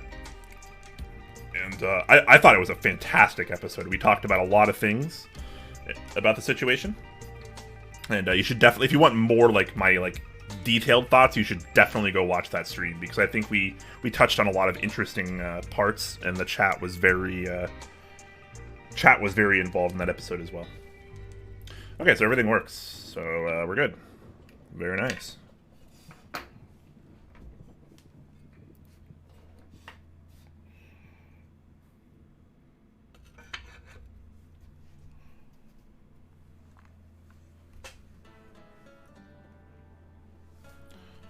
Yeah, ultimately, I think the bubble was always going to burst, and, like, I think it's possible that there's a world, right? There's a world where GMK catches up. There's a world where that happens. And by catches up, I mean lead times go back down to, like, 4 to 6 months. So, I do think there's definitely a world where that happens. But I don't know how close or how, like, overwhelmingly likely that is. Does that make sense?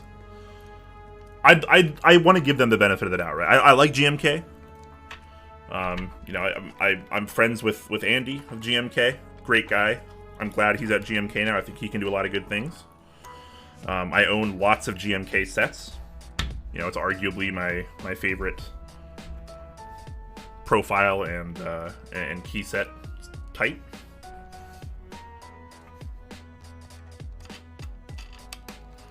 So, like, I want to give them the benefit of the doubt. I know GMK hasn't always been perfect. I don't think many, if any, manufacturers have always been perfect.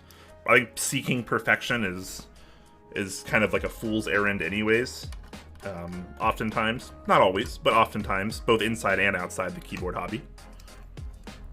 I hate that so many people, like, need and desire things to be perfect. I think it really hinders the community. Like, I know people want super high quality stuff, and like, yes, you're paying good money for a lot of this stuff. I get it, but you know, we're also not. Our hobby is big in terms of like how many people are in it, but I wouldn't say like the rest of the hobby is large. Like, aside from that, right? Like, the community is big because a lot of people are into keyboards these days, but like the rest of the hobby hasn't caught up yet because of how explosive the growth is over the last like 2 years, right? Like, vendors and manufacturers, you know, even on some level designers, just haven't been able to keep up with the sheer demand of what everyone wants, right? And that's just like how it's gonna be. And I think a lot of people are very upset that, you know, they're not always able to get the things they want in the time frames that they want. A lot of people come into the hobby and they expect it to just be like Amazon, like, oh, you see something, like, I'm gonna go buy that. But that's not really the case, and you can't treat it as something equal, right? It's why, like, I was losing my mind when, like, Novel Keys was getting death threats over not having enough NK65 entry editions for people that wanted them on, like, the round 2 or whatever it was. Like, you can't... Like, no one's entitled to anything in this hobby. And, like, F you if you think you are. Have a good time, experience things. But, like, you know... Don't feel like you need to make everything drama. Alright, so keycaps. What keycaps are we putting on this? I'm not sure how many options. I'm not sure how many good options I have right now that are not already on board. So we have 9009. I think 9009 is good.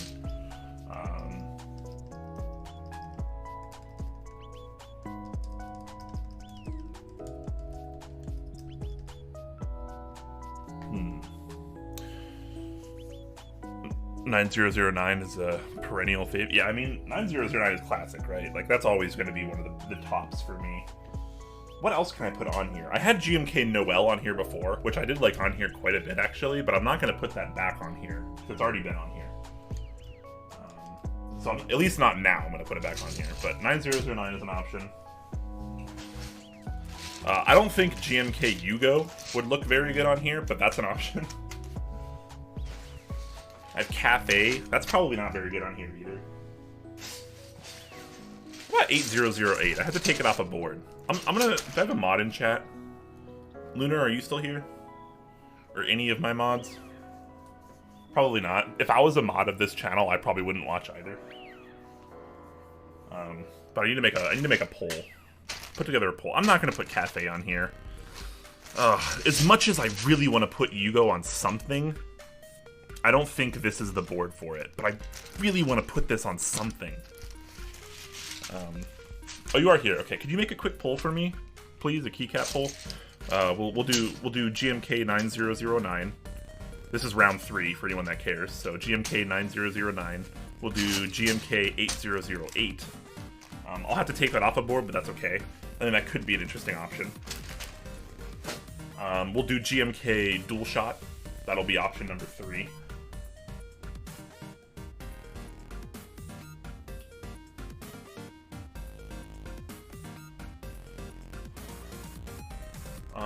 What about Space Cadet? Space Cadet will be option 4. We'll go with 4 options. So 9009, 8008. What else did I say? Space Cadet.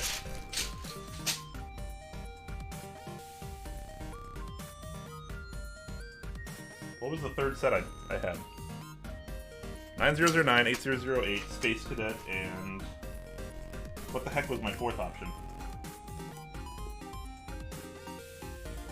Oh, Dual Shot. Yes, Dual Shot. So those 4.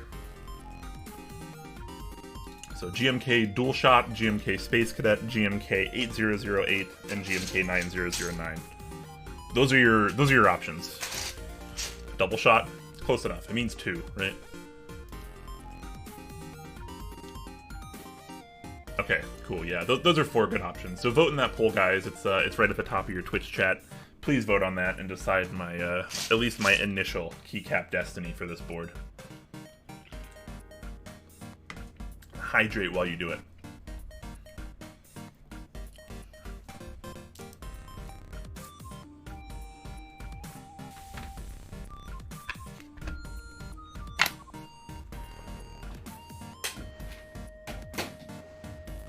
As I do just a little bit of cleanup and get ready for the keycaps and the tightening test.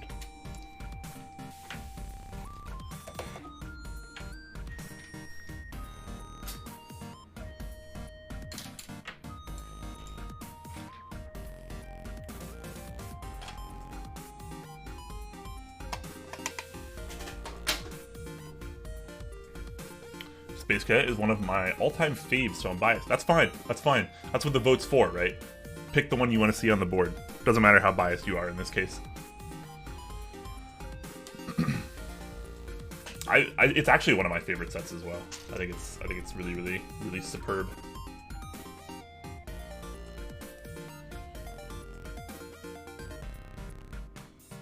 I don't like it as much as I used to. That's fair. I've liked it for quite a while.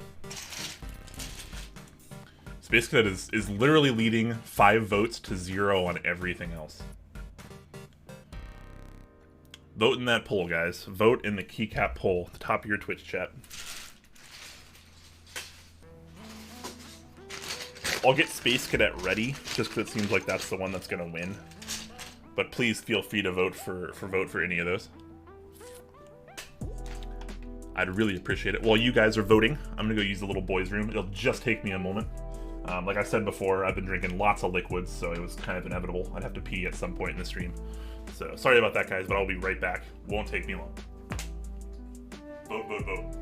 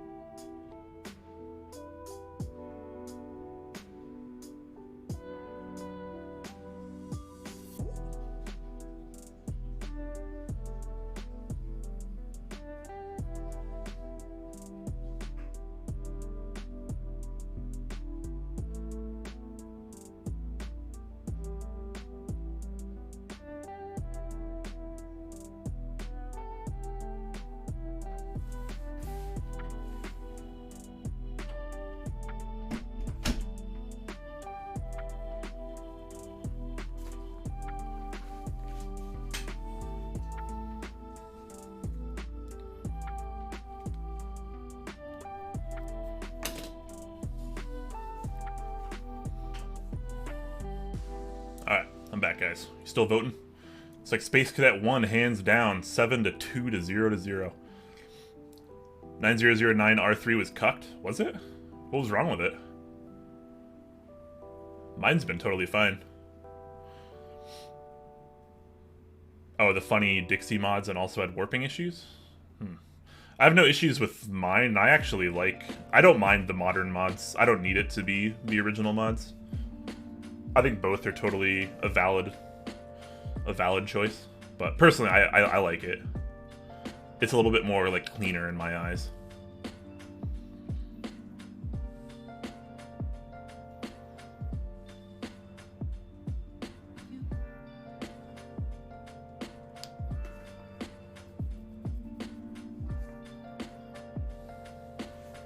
Alright, well, 9009 is currently, not 9009, but Space Cadet is currently on another board, so we'll take it off of this one.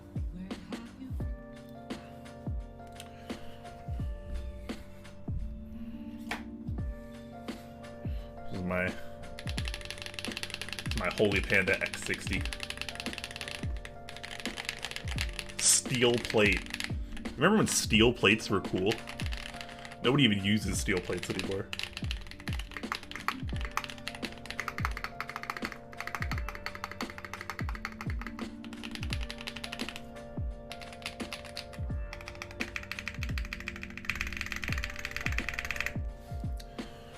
I just love that sound. I do not like Holy Panda. Valid opinion. It's a very valid opinion.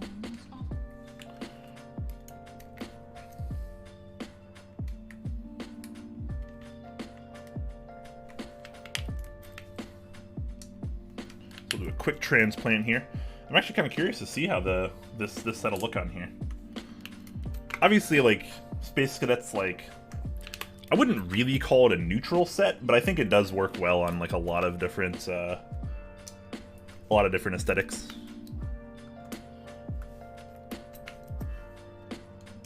I think it looks, like, particularly good on, like, grays and stuff, but definitely interested to see it here.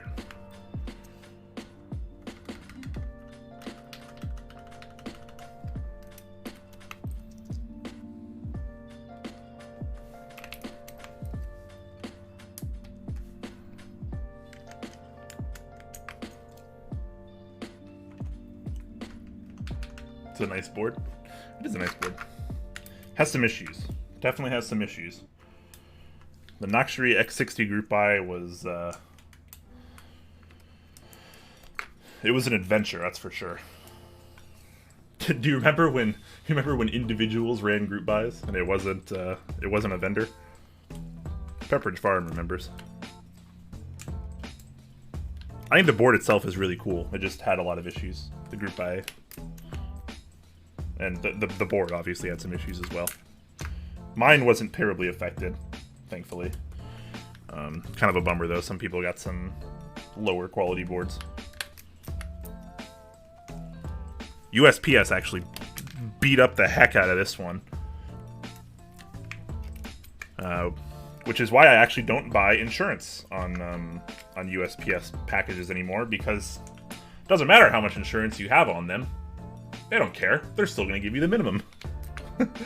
They beat the crap out of this board. And, you know, at the time, this board was worth a lot, too. I sent it to Mike of Novel Keys. He sent it back, and USPS just beat the crap out of it, and they gave me like $50 for it, even though there was $400 of insurance on it. And it was probably like worth at least $800 at the time. But, yep, for that reason, I don't get insurance on keyboards anymore, because they're not going to honor it anyways.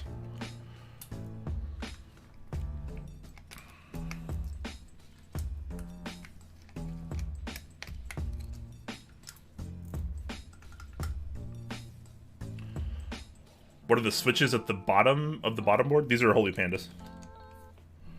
The original Holy Pandas, fully complete with a bunch of beard hair, because I haven't cleaned this board in a while, apparently.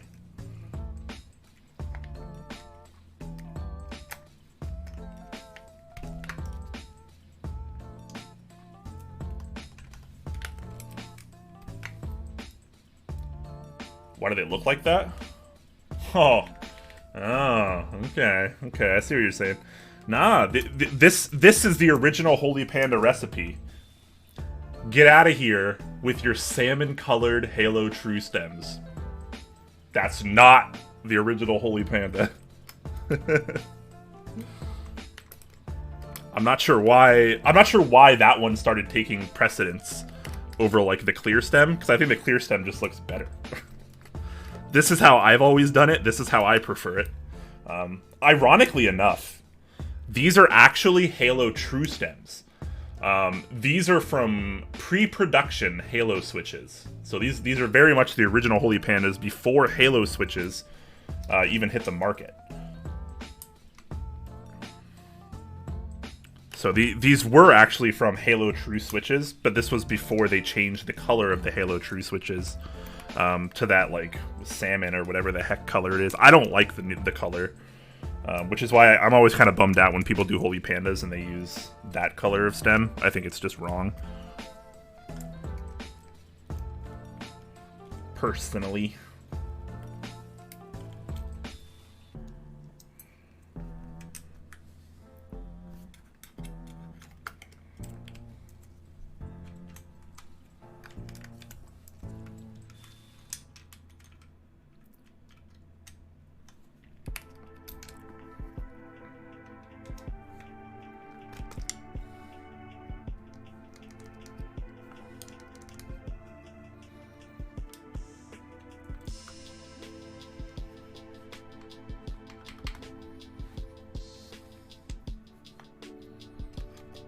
I'm gonna clean up this board after the stream.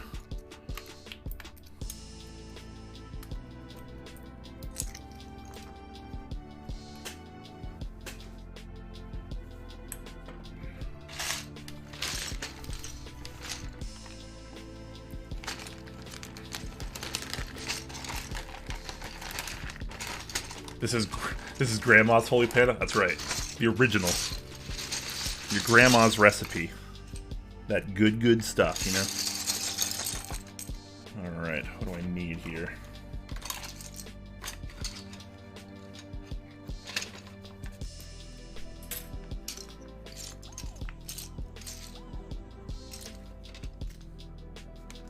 Gonna need the stepped rub out. You know, we don't mess around with the standard rub out. We do stepped rubs out. All right, some 1.5U controls. I'm finding hypers, metas, but not control.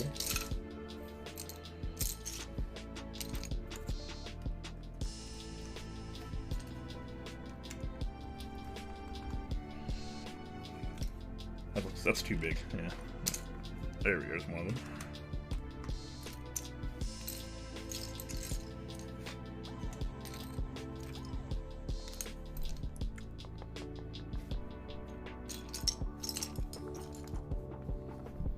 There's so many 1.5U keys in this set, and none of them are the ones that I'm looking for.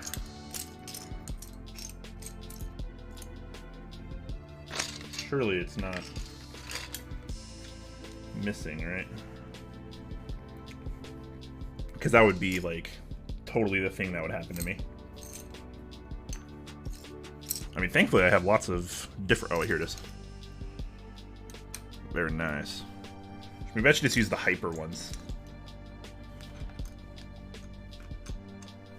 Like, how many other 1.5 caps are in here?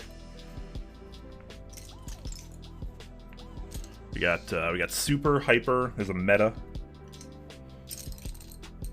Maybe that's it.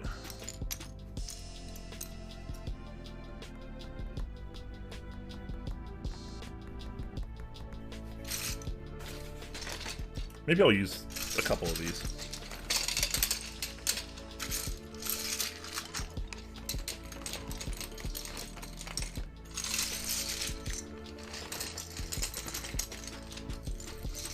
Oh, Yin redeemed stretch. I gotta get used to seeing the redemptions now that we have some basic ones. Thank you for looking out for my posture and my muscles. Do a bit of a upper body stretch here.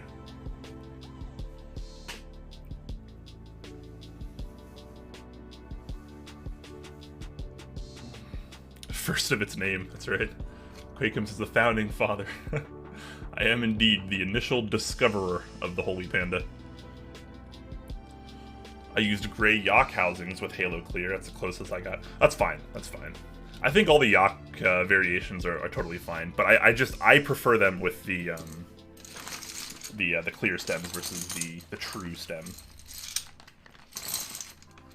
That landed perfectly on my leg. Do I want to use these? I kind of want to use a couple of these.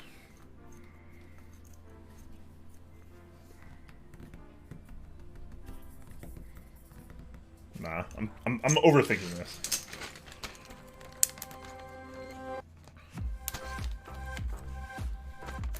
What's funny is I was around when those things started getting made, and I completely forgot they were originally Frankens. Yeah, I mean they're certainly not the first Franken switch, but like I think they were definitely the first Franken switch that really started the trend of Franken switches. Long text shift. Oh, you mean like this one? Or the like the actual like 275 that would be over here. This is looking pretty good. You get to see a little carbon fiber kind of peeking just barely between the switches. Between the caps, rather. This is an ultramarine tin, by the way, if anyone's curious. And if anyone missed the patina that I was showing off at the beginning, check that out. You think MX Xylants are older?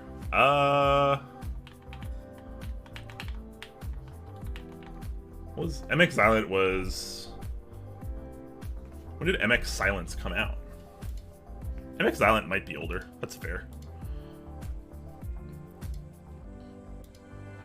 I'm not entirely sure, though. I feel like that trend was definitely after Holy Pandas.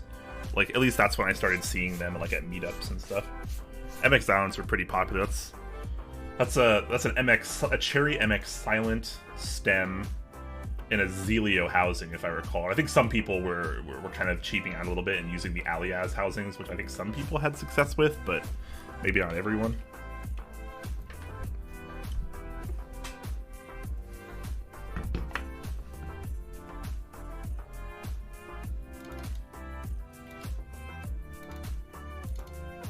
That's definitely possible, though. When did Cherry MX Silence come out?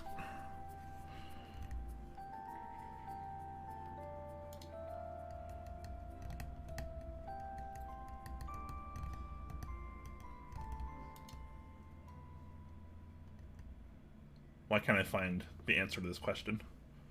Was it 2016 or 2017? Oh, here we go. December 21st, 2016 is when MX Silent Switches came out. Okay. The Holy Panda was discovered 2017. So it's possible that MX Silence came before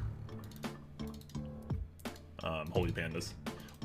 What some people were doing before was Zondas, which was like... Zelio stem in Panda housing, which was also pretty good, and that's what I was originally making until I discovered the Holy Panda, and then I decided to scrap that and just do Holy Pandas because I thought they were cooler.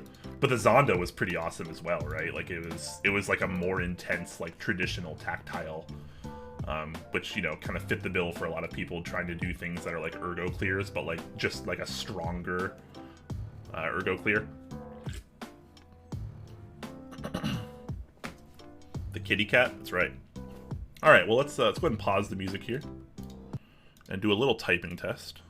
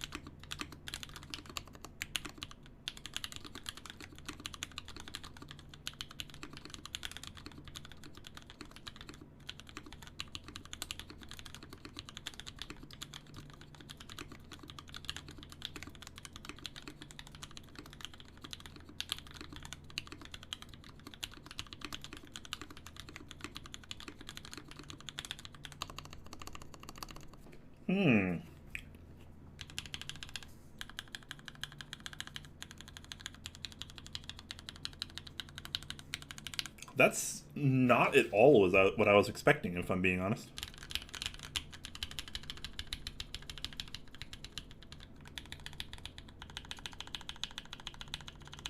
I don't dislike this though.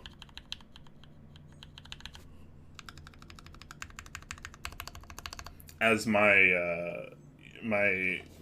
good friend Osiris of Mechs on Deck might say, this is a very what do you say? Dark. This is a very dark sounding switch. It's very deep, right? It doesn't have that like poppiness that you'd get from something like I don't know, a lavender. It's very much like a thud versus like a clack or a pop.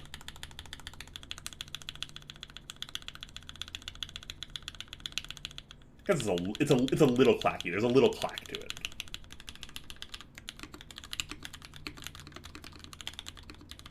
They feel very good, as expected. This is on a carbon fiber plate, by the way. There's no tape or foam in this build. Nor do I think there needs to be.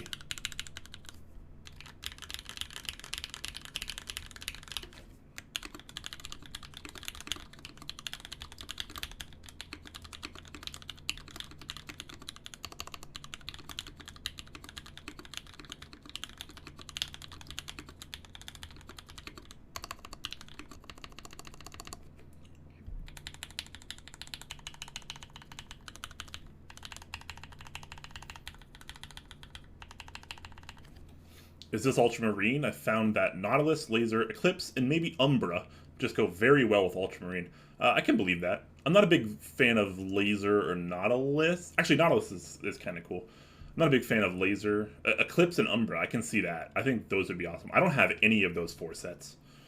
But I kind of wish I had Eclipse or Umbra right now.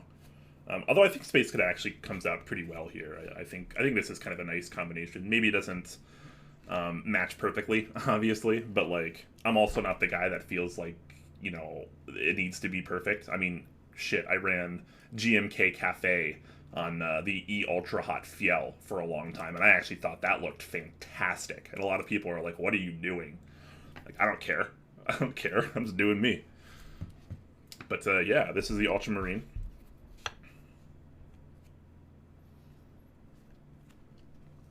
How does it feel? It feels awesome. I'm a big fan of the Tind. I think some configurations can sound a little hollow in this board, but I think if you get the configuration right, it pays off pretty well. As far as like overall feel goes, it feels fantastic. I mean, it's a high-end premium gasket-mounted keyboard with a carbon fiber plate, and typing on it, you know that's what it is, right? Like, it feels good, it feels clean, it feels consistent, it feels focused. Big fan of the typing experience on this board. For sound here, I think it could be a little bit more livelier, a little bit more distinct, but I think that's kind of just like the nature of this kind of switch, which is kind of like, I don't remember what the housing is made off of these. I'm gonna have to look that up, see if it's in here. But this does use the unwipe stems, or whatever you want to call them, the ultra high molecular weight polyethylene.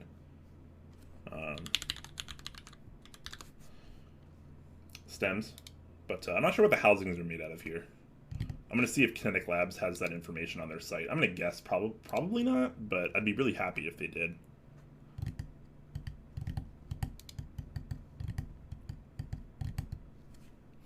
Oh, it is under the frequently asked questions. Okay, interesting. Okay, cool. So these are actually nylon housings. So interesting combination. You get the nylon housings, which you also see on things like the lavenders. They can give you a very kind of vibrant pop a lot of the times with the nylon housings. It's usually a little deeper, a little thockier, but it can still be like a very lively pop, like we've seen on the lavenders, which I like a lot. That's probably like my favorite kind of thing. But those obviously use palm stems, which is much more normal, much more traditional. Whereas these use the UHM WPE stems, which I think kind of lead to, like, again, a much like deeper and darker kind of like thud almost, versus like a clack or like a lively pop. Is the feeling stiff? I mean, a little bit, I guess. Not particular. It's a carbon fiber plate, so like, it's as stiff as like any other carbon fiber plate build is going to be, effectively, right? To me, it's a little stiff, but like you can tell that there's like nothing underneath it, right? Like it doesn't feel like the board is fighting back. It feels like a carbon fiber plate should, which is pretty low flex, relatively high stiffness, but you get that kind of nice robust sound from it as well. So I don't know. I tend to prefer softer typing experiences, but like this is totally fine for me. This is not a harsh bottoming out typing experience. We use the stock spring screw, by the way, which I think are like 63.5 gram. And I did some testing before the stream, and honestly, like there's like no spring ping or anything. I think these particular springs in here are actually pretty good. Again, 63.5, but pretty happy with how this came out. This is nice. I kind of want to get other configurations for this board. Like I think I'd like to try it with a palm plate. I think that could be pretty cool. Maybe with a different PCB, because I kind of like this configuration too. But like maybe like another PCB, another plate. See if I can sweet talk Leandrin into maybe getting like a palm plate or something. But overall, pretty happy with how this came out. The sound, I'd probably give it a solid. I'll give it a solid 7 out of 10 for the sound, and maybe like a solid like 8 out of 10 for feel.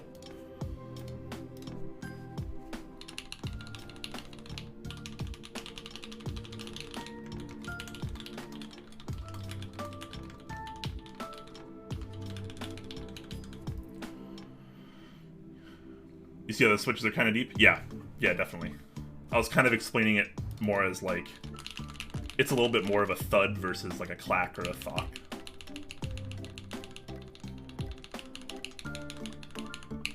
It's pretty clacky if you hit it hard enough, but like normal typing, it's kind of quiet, which is surprising because I thought it was going to be louder because carbon fiber tends to lend itself to like a little bit louder, more robust typing experiences.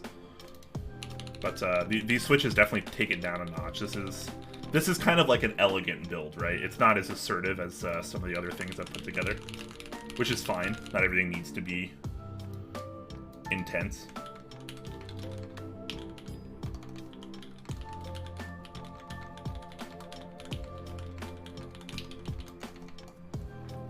Does it feel like JO2? Because I know that is also carbon fiber gasket sandwich. I've never typed on a JO2. I hope to soon. I really hope to snag one of the blackout editions. You know, maybe I can sweet talk Jay into making you know, an extra one for me. Because I'm greedy like that sometimes. But yeah, I hope to get one soon. I definitely messed up by missing out on the previous JO2 run. Because while I wasn't as big of a fan of the layout of the JO1, I think it's unique and creative, and the board honestly felt pretty good when I tried it. But like that kind of like larger board and layout isn't really for me. I really am more of a 60% kind of guy. So the JO2 is right up my alley. I was just dumb and couldn't afford it last time. But hopefully I can pick up one of the blackout editions so I can compare. That'd be awesome. I think that'd be an awesome, fantastic addition to my collection.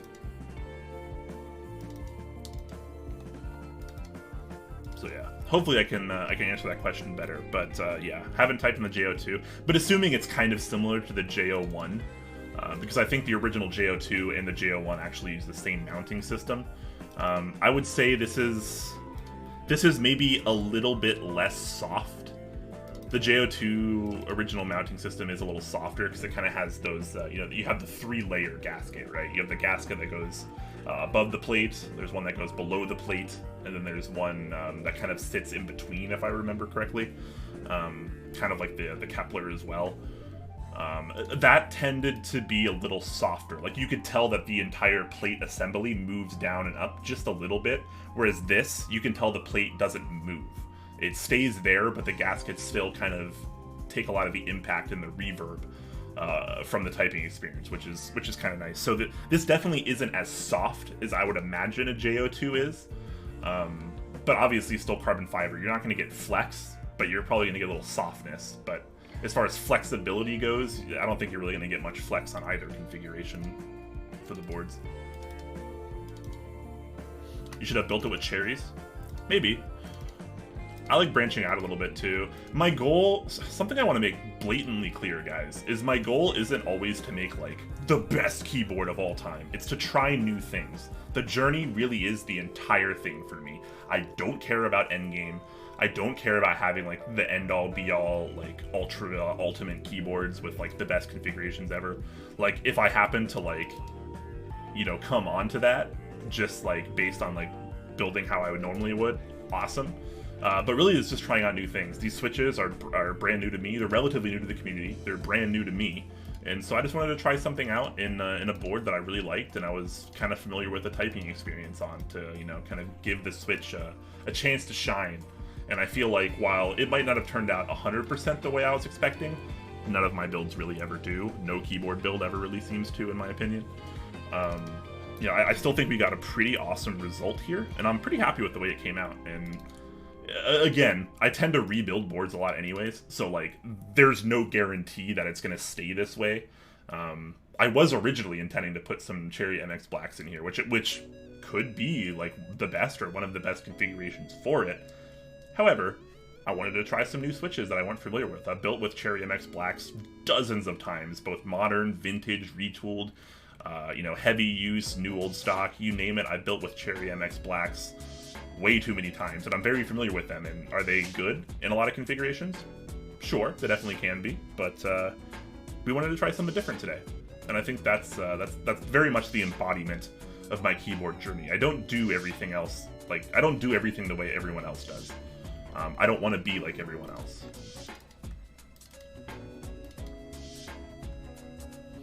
I love the JO1, but it's absolutely massive. Yeah, exactly. Like, it's an awesome board, and the layout is cool. I think it's really cool, but it's the JO1's not for me. The JO2, sign me up though. I need to not miss out of the next round. Really hoping to snag one of the like the blackout editions or whatever he's calling them.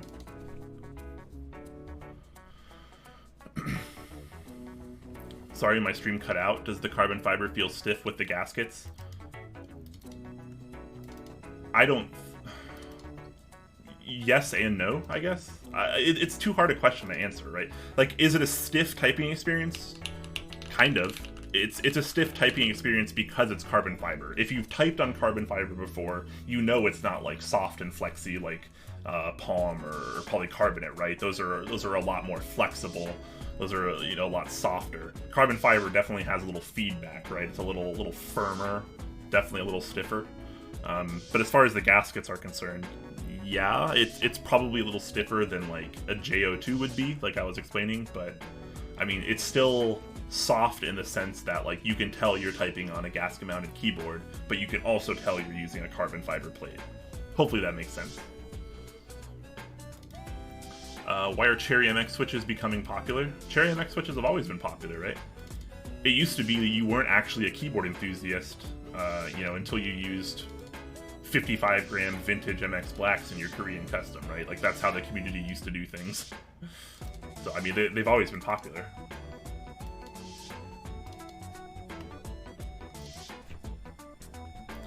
But maybe they're making a comeback, I guess? I don't know. I think it's always a good fallback. Like, if you run into some, like, good vintage blacks, which, in my opinion, isn't very often, even the ones a lot of people think are, like, incredible, in my opinion, really aren't. But if you do really nail, like, a great batch of vintage blacks, they can definitely be, like, one of the better typing experiences you'll probably ever have. As far as, like, the more, like, standard Cherry MX Blacks, a lot of the retools, except for, like, batch 1, as well as the newer Cherry MX Hyperglide Blacks, I think those are all pretty much bad. I wouldn't... I even have a couple boards with Hyperglides. My Prophet has Hyperglides, and, like, I lube them with a grease, and, like, they came out relatively well. But, honestly, I would just use, like, a different switch a lot of the times. But if you do happen to kind of stumble upon, like, some amazing vintage black switches, definitely recommend.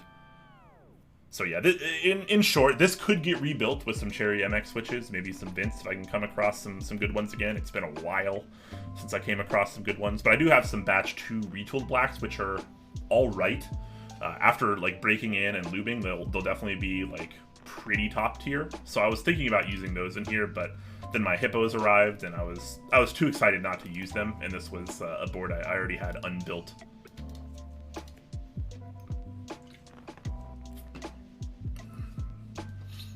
Thank you so much for the 40 months, Ray. Appreciate that, man. I definitely smell. I'm sweating again. It's hot in here. Feels bad, man.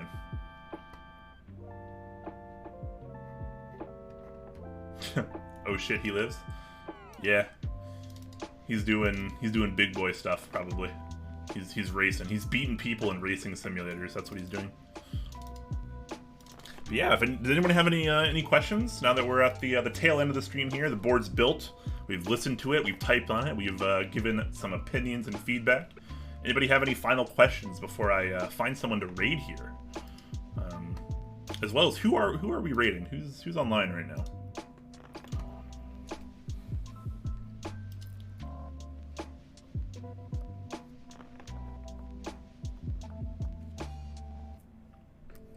So we got a few options here.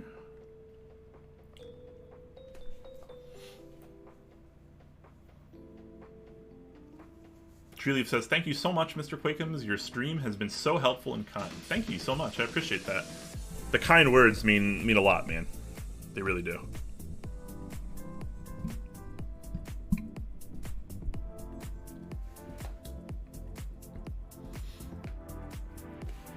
Loving the Monday build streams. Awesome. Thank you.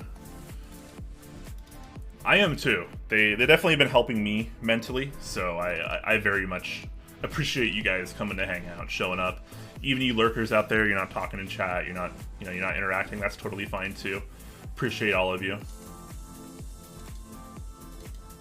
Great stream, Hermano. We're brothers now, man. We're brothers. You can be my Mexican twin. All right, who are we raiding here? We got Manoli online. I try to raid people with fewer viewers when possible, just because it's always nice to kind of help out the people below you, in my opinion, in terms of viewership. So it looks like we got VR online. We got Manoli online.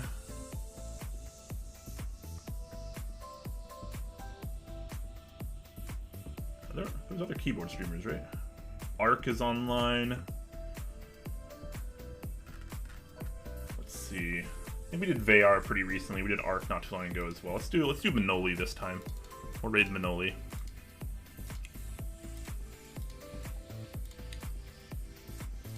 Alright guys, so if you I'm gonna queue up this raid real quick before anything else.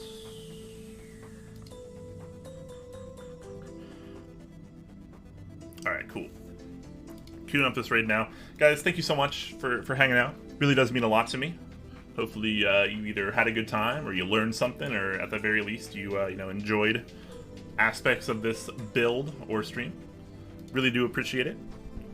Hopefully you guys have a great rest of your Mental Health Monday. Remember to keep an open mind, be compassionate, be helpful, be supportive to other people, because a lot of people are going through really hard, difficult, dark times, honestly. And even just a little bit of support and help can mean a lot to a lot of people. So definitely keep your mind open. Try to help people when you can, and just be the kind of people you want to see in the world, right? Be the change that you want to see. Everyone, get ready for this raid, and we'll go over there and we'll say something nice in chat. Say something nice and wholesome. Try to brighten someone's day, hopefully. Sometimes all it takes is one word. One word, one sentence. Can mean a lot to a lot of people. Don't forget that. Cheers to all of you. Go find some delicious Spindrift if you can. And I hope you have a fantastic rest of your day, everyone. We're gonna go over and raid now. Have a good night, guys.